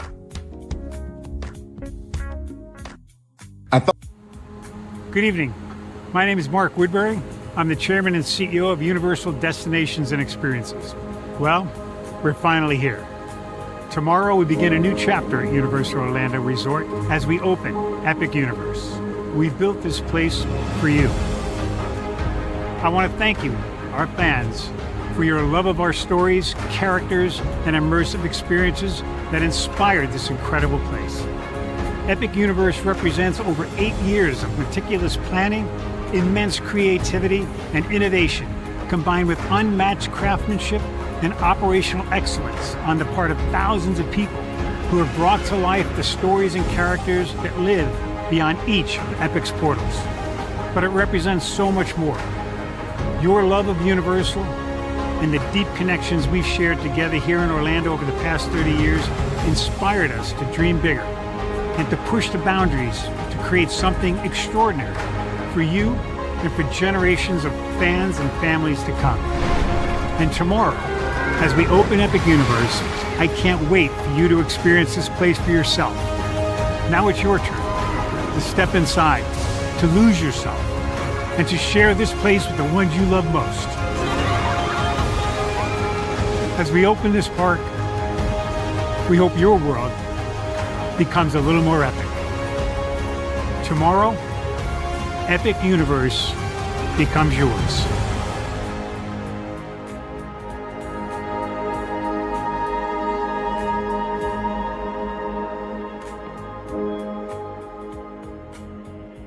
Are video games getting too expensive? This episode, we want to find some common ground because the CEOs want to raise the price even more. Not with these broken-ass games. $5 million. That's how much San Andreas costs to make. Is it their fault for selling or our fault for buying? Corporations claim all this stuff. Devs say otherwise. Sports gamers, cozy gamers, whatever you call the people who play Power Wash Simulator. I think it stings a little bit more because I'm spending my actual money and my mom is not. Imagine they get rid of all movie theaters and then charge you the same price to watch the same movie at home. That's like every streaming service. It doesn't have to be the longest of games, but am I having fun with it? This is Lex. I'm Ronell. Let's get right into it.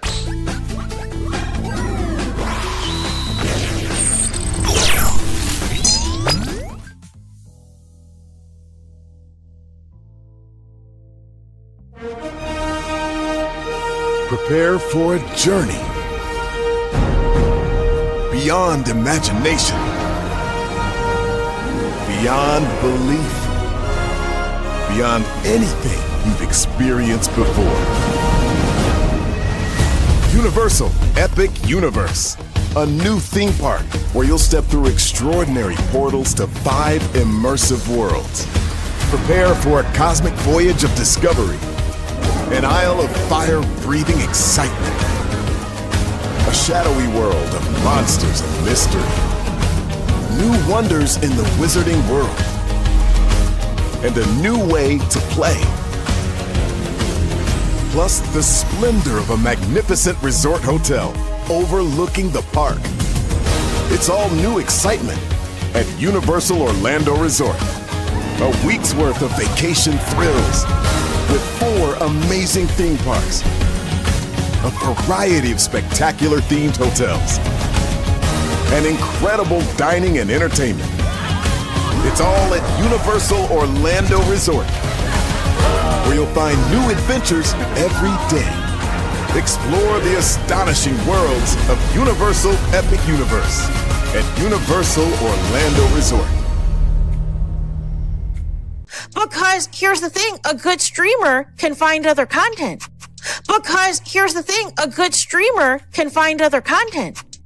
Because here's the thing, a good streamer can find other content. Because here's the thing, a good streamer can find other content.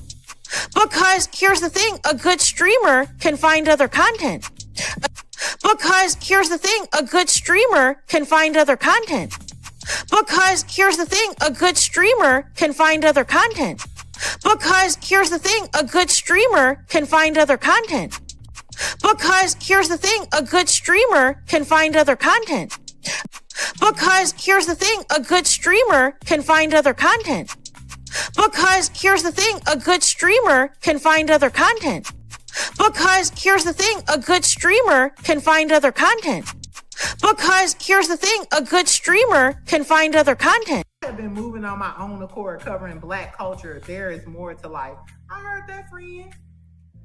Braylon, shout out to Braylon. Make sure y'all go follow Braylon in case y'all haven't. I love your content. I have been moving on my own accord, covering Black culture. There is more to life. I heard that, friend. Braylon, shout out to Braylon. Make sure y'all go follow Braylon in case y'all haven't. I love your content. I have been moving on my own accord, covering Black culture. There is more to life. I heard that, friend. Braylon, shout out to Braylon. Make sure y'all go follow Braylon in case y'all haven't. I love your content. I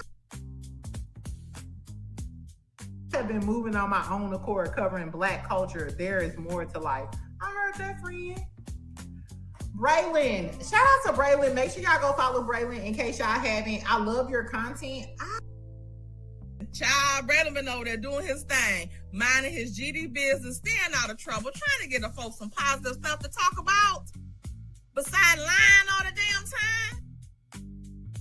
Child, Braylon been over there doing his thing, minding his GD business, staying out of trouble, trying to get the folks some positive stuff to talk about. Besides lying all the damn time. Child, Braylon been over there doing his thing, minding his GD business, staying out of trouble, trying to get the folks some positive stuff to talk about. Besides lying all the damn time. Child, Braylon been over there doing his thing, minding his GD business, staying out of trouble, trying to get the folks some positive stuff to talk about.